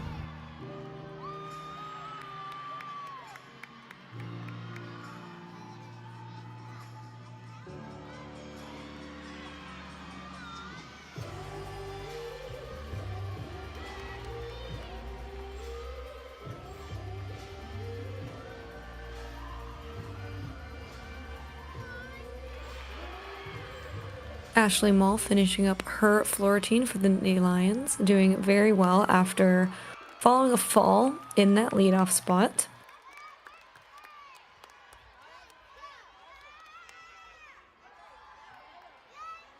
And something we discussed earlier in the broadcast is, what do you do when there's a little bit of a delay before you're able to salute? So we're probably going to see that on bars right now. With falls, it is fairly common for the judges to take a little bit longer to calculate that start value and get the final score. So the next athlete up is going to have a little bit longer to wait before they're able to take their turn. And I think bars is a peculiar event to have a delay on, because like what you said earlier, you know, I'm sure you're not the only person in this entire world that tightens their grips a little too tight and their hands are just on go mode. And so I am sure that also adds a little bit to this entire situation. Like your hands are already like cold, your feet are cold, everything is like, you're just wanting to keep moving, get this over with, your brain is racing, and so having this delay is always like, okay, I am ready to roll, let's go. Yeah, definitely something you want to try to mimic and practice before it happens to you at a meet.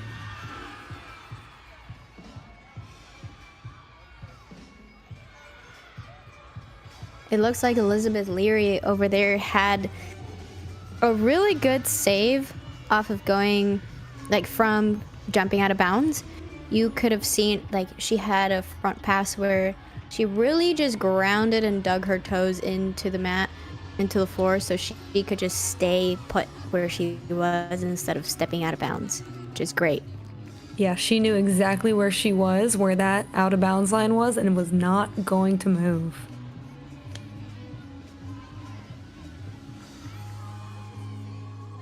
I really love those wolf jumps with full turns. For me, wolf jumps were always trying to get my knees up to the height they were supposed to be, so I couldn't imagine how much you have to train yourself to not only bring your knees up to the height, the required height, but also land that turn fully, because otherwise you have a deduction that might be bigger because probably your knees are dropped at a wrong time, and then you didn't complete the full turn, so you lose your connection and your requirement for that leap pass.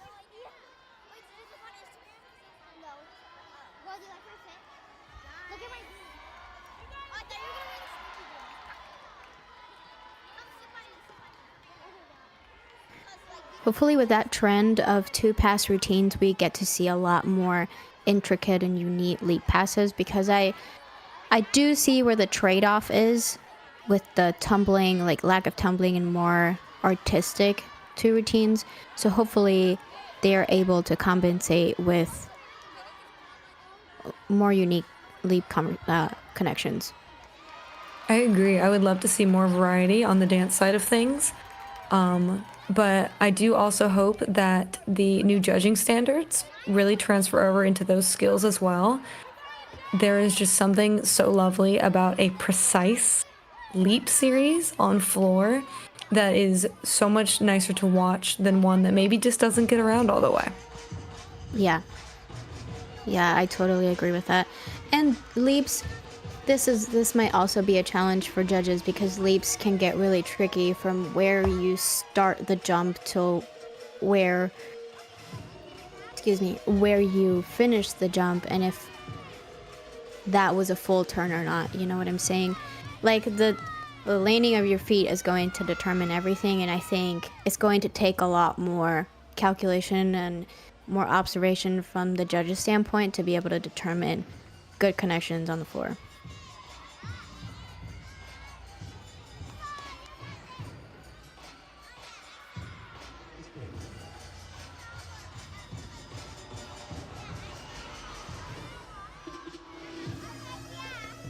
Temple is over there in bars recovering from a mistake she made at the very beginning of her routine. She overdid it on her first handstand, and then we see her struggling with the same issue at the moment.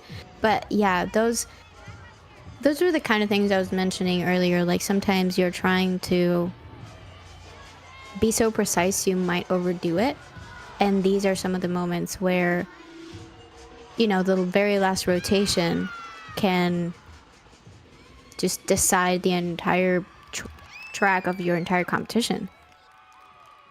Yes, and just coming back to the podium setup, it does make the bars a little bit looser, and that can cause you to cast over on accident when you're trying to hit that handstand.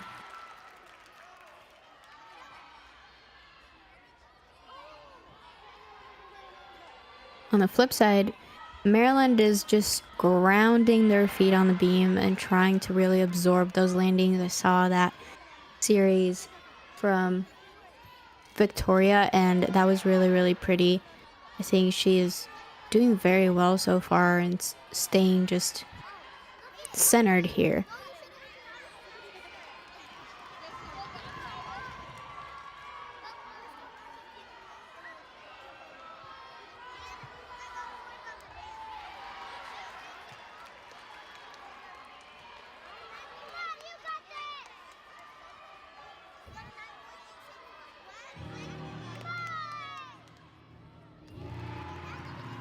Gorgeous. Very, very pretty.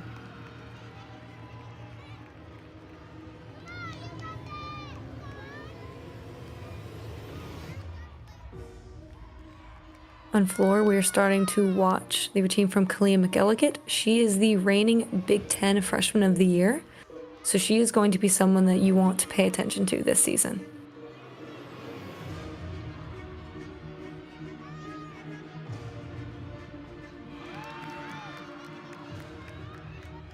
Those really floaty passes always get me. I'm always super mesmerized by how well athletes can just float off of their landing and take their lunge peacefully. Sometimes I think those lunges can be like really forced and you're in a kind of a rush, but same with her leaps. She just floats and you can see the grace in all her executions on floor, showing off her flexibility, and it's really, really gorgeous athlete. I agree, and I especially appreciate how on her lunge that front foot does not move.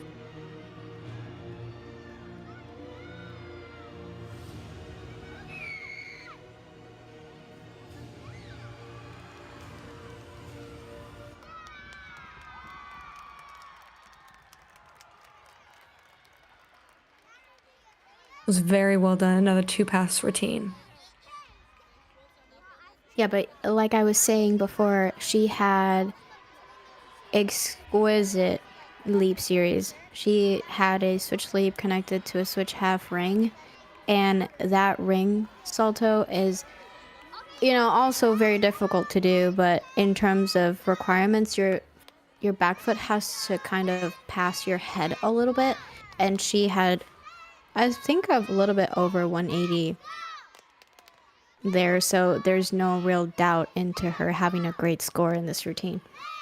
Yes, her leap positions were beautiful. Her landings were great. I would not be surprised if... And there it is, a 985. Exactly that. Great score for a great routine. Yeah, absolutely. Now that we're kind of recapping on the scores, Arizona Sun Devils did finish out their routine, their their meet with a 194.750, which I think might take them to the third place.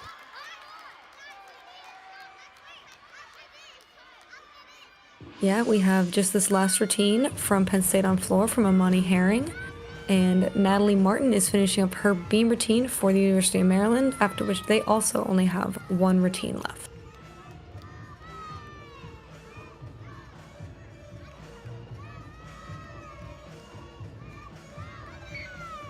In case of the uneven bars, Temple will have Kirsten Johnson exhibition for them. So she's going to be that very last routine we see in this competition for Temple.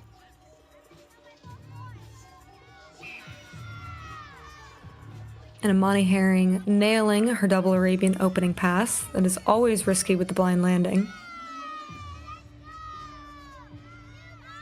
I really love Herring's energy. She is super confident and super explosive. I mean, we saw this on beam, and she is just very, very... She has good control over her body, so everything she does is exceptional. Yes, she is incredibly dynamic in her gymnastics.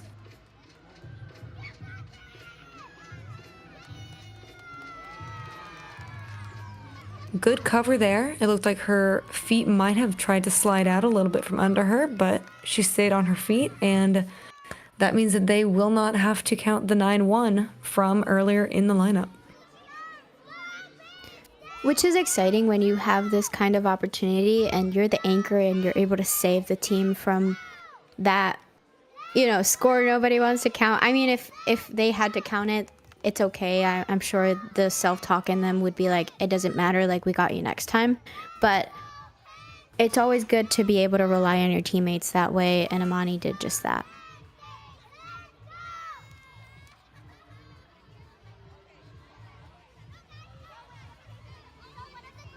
Okay, just for some reference and for some suspense here. Before Amani's score, both Maryland and Penn State were sitting at a 48.550.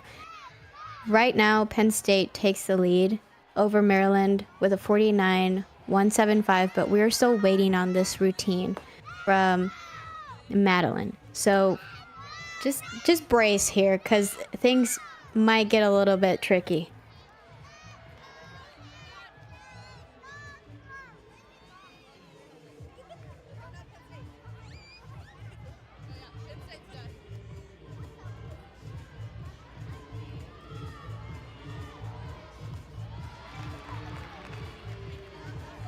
Maybe a little bit of hesitation there on the connection, but she covered it well. Her leap positions are fantastic, perfect 180.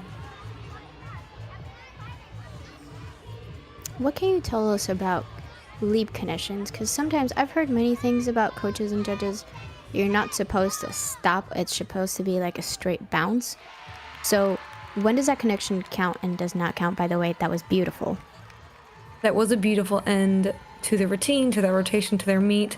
And to your question on leap connections, you really don't want to see any foot movement between the two leap elements. And you also want your arms to keep moving. You want there to be continuous movement. So if there's a wobble, if there's a foot shuffle, some judges may consider that connection to be broken and not grant the start value. Okay. That's awesome to know, because I feel like a lot of people have questions in terms of like, oh, I didn't see a movement, but if your feet slightly move, you lost the connection. And I want to make that distinction, because a lot of people, especially for sideways leaps, those leaps can get a little bit confusing. So, yeah, that's kind of where this entire rotation takes us. And I think official scores are in. This is the event summary. I think we're looking at all of our scores. Yeah, honestly, a great day for all of the teams here, as far as all three teams that had their season openers last week. All three of them have improved. Auburn with a 196.775. That's almost a full point over last week. Temple with a 192.35. a few tenths ahead, as well as Penn State with the 196.1, breaking into that 196 territory. That is what we like to see at this point in the season. Then we have ASU with 194.75, maybe not what they were looking for. They did have a little bit of a mishap on the balance beam today, but again, it's beam, the nerves happen, and I'm sure they're going to come back next week stronger than ever. And then Maryland in third place overall with a 195.4, which is a very solid, respectable start to the season for the Terrapins.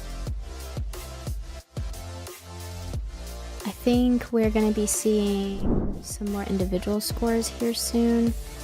Yeah, for vault, we have the top three are Sarah Hubbard and Caitlin Jong from Auburn, and then Alex Theodoro from Arizona State. And for on uneven bars, yep. Caitlin Jong, the freshman for Auburn, with the 9.9 in first. Elizabeth Leary, another freshman, and she's for Penn State with the 9.85 in second. And then quite the tie for third. I think it's a 5-way tie for third with the 9.825. It's awesome.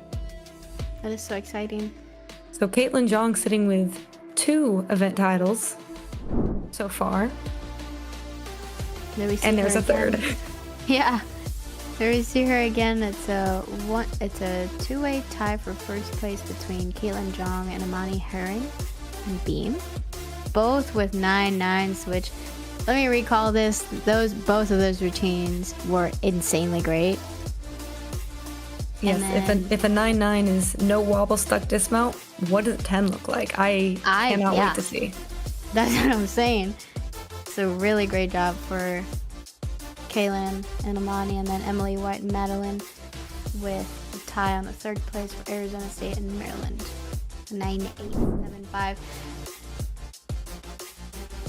And then lastly, our floor exercise, Sophia Bell from Auburn did manage to just squeak past that 9.9 mark. We had one score, 9.925. And then tied for second, Alexa Rothenbuescher and Kimberly Smith, both with 9.9s. And really just some great gymnastics that we saw today. Honestly, that was a lot. First of all, that was a lot of gymnastics very early in the season. Then comes the all around with Caitlin Jong again. I'm telling you, this girl's on fire, and she's only a freshman with a 39.5. Imagine how great your execution has to be and your grit for you to just take it away with almost a perfect score there, like half a point worth of almost to be perfect. Olivia from Auburn and Kalia from Penn State take place 2 and 3rd, with Olivia goes with a 39.25 and Kalia goes with 39.125, which is the slightest of differences there. Final look at the totals, the finishing order. Auburn coming away with the win for the afternoon, Penn State in second. Your Terrapins are at third, ASU in fourth, and Temple finishing in fifth. A lot of fantastic, wonderful gymnastics this afternoon, and this is really just the start of the season, so all of these teams are going to get better. And I think it's a really promising start to what should be really strong seasons for all of these teams. Yeah, I'm really excited what everybody has to bring up next. And it's kind of it from us. From myself and Tess Murakin, we thank you so much for watching and listening to us. We hope you tune in for the next few meets, and hope you have a great rest of your day. Have a great weekend, everyone.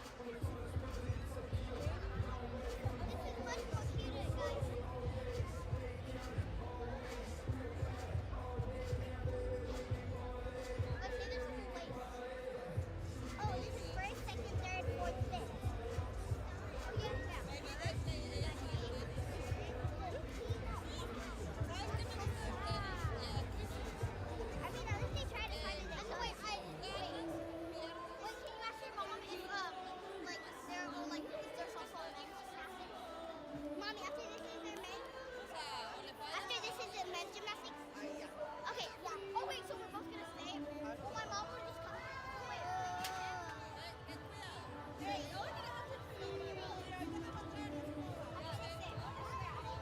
I did not eat anything.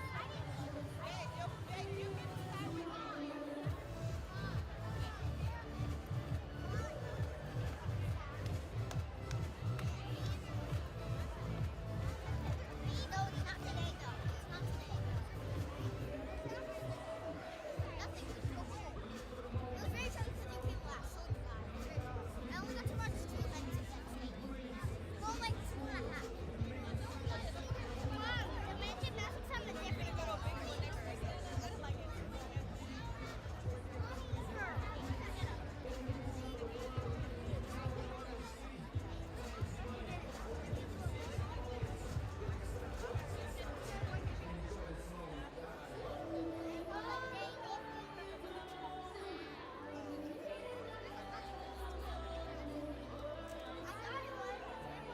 It ended at 7.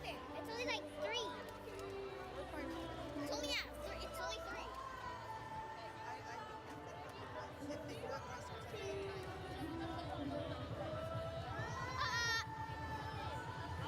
Good, they did a hard one. Okay.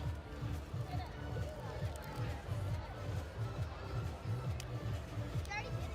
I just want to feel it.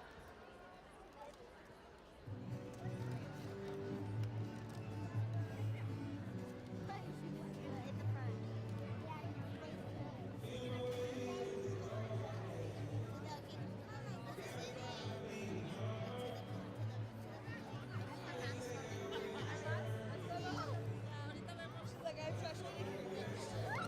Are you coming to the second one? 'Cause I don't know if they might have another.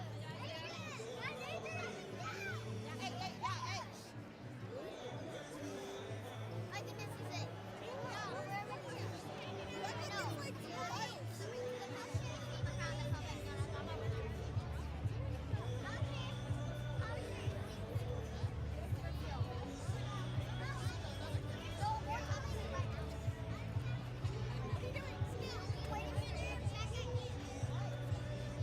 Oh no, it's not the song.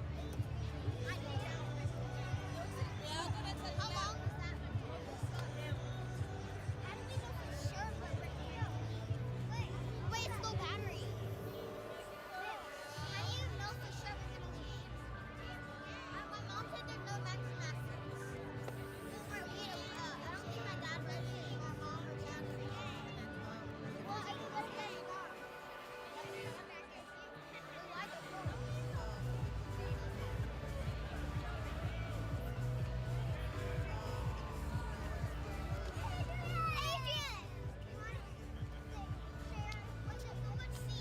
No, it's fine. We're just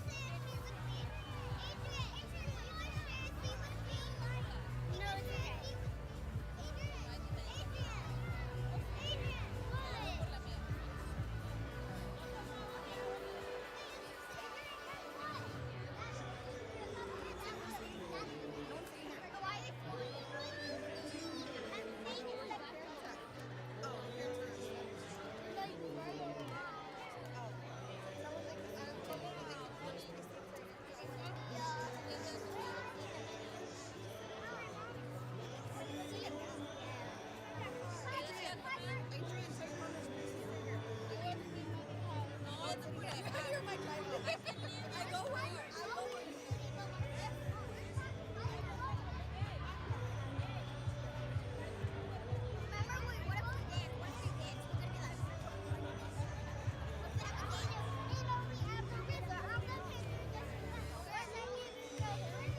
All right, we have the swords certified. So at this time, we're going to recognize the top 3 on each event. But before we do, I'd like to give a big round of applause to the Southern Gymnastics Club, who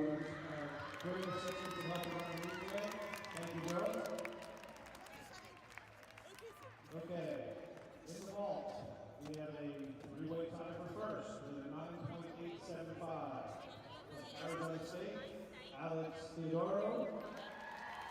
From Auburn, Caitlin John and Sarah Hubbard.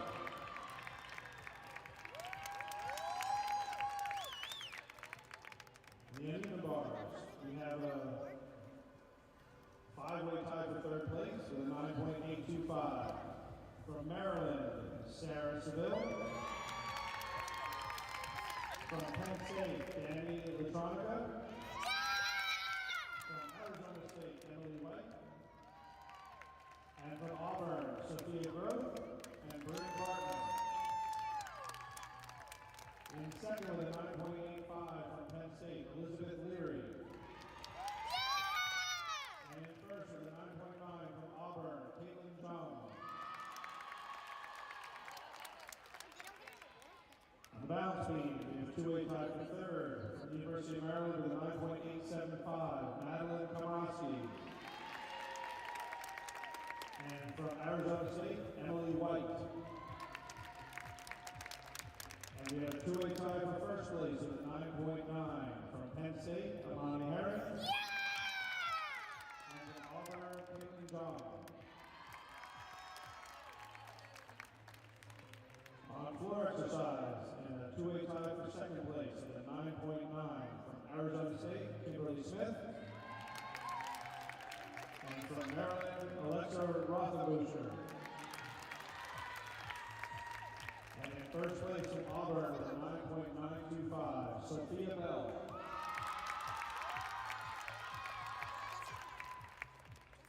In the all-around, in third place with a 39.125 from Penn State, Leia McElligott.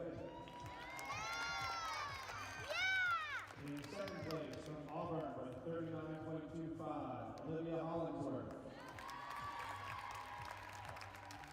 And in third place with a 39.5 from Auburn, Caitlin John.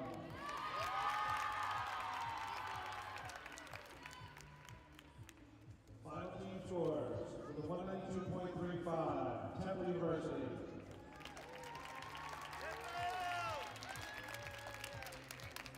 With a 194.75, Arizona State.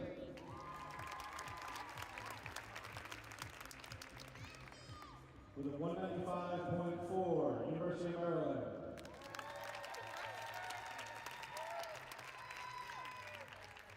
With 196.1, Penn State University.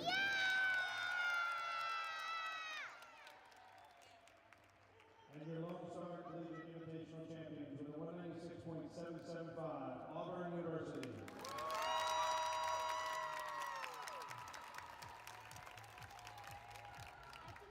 Congratulations, girls, and thank you everyone in attendance. Everyone, please get home safely.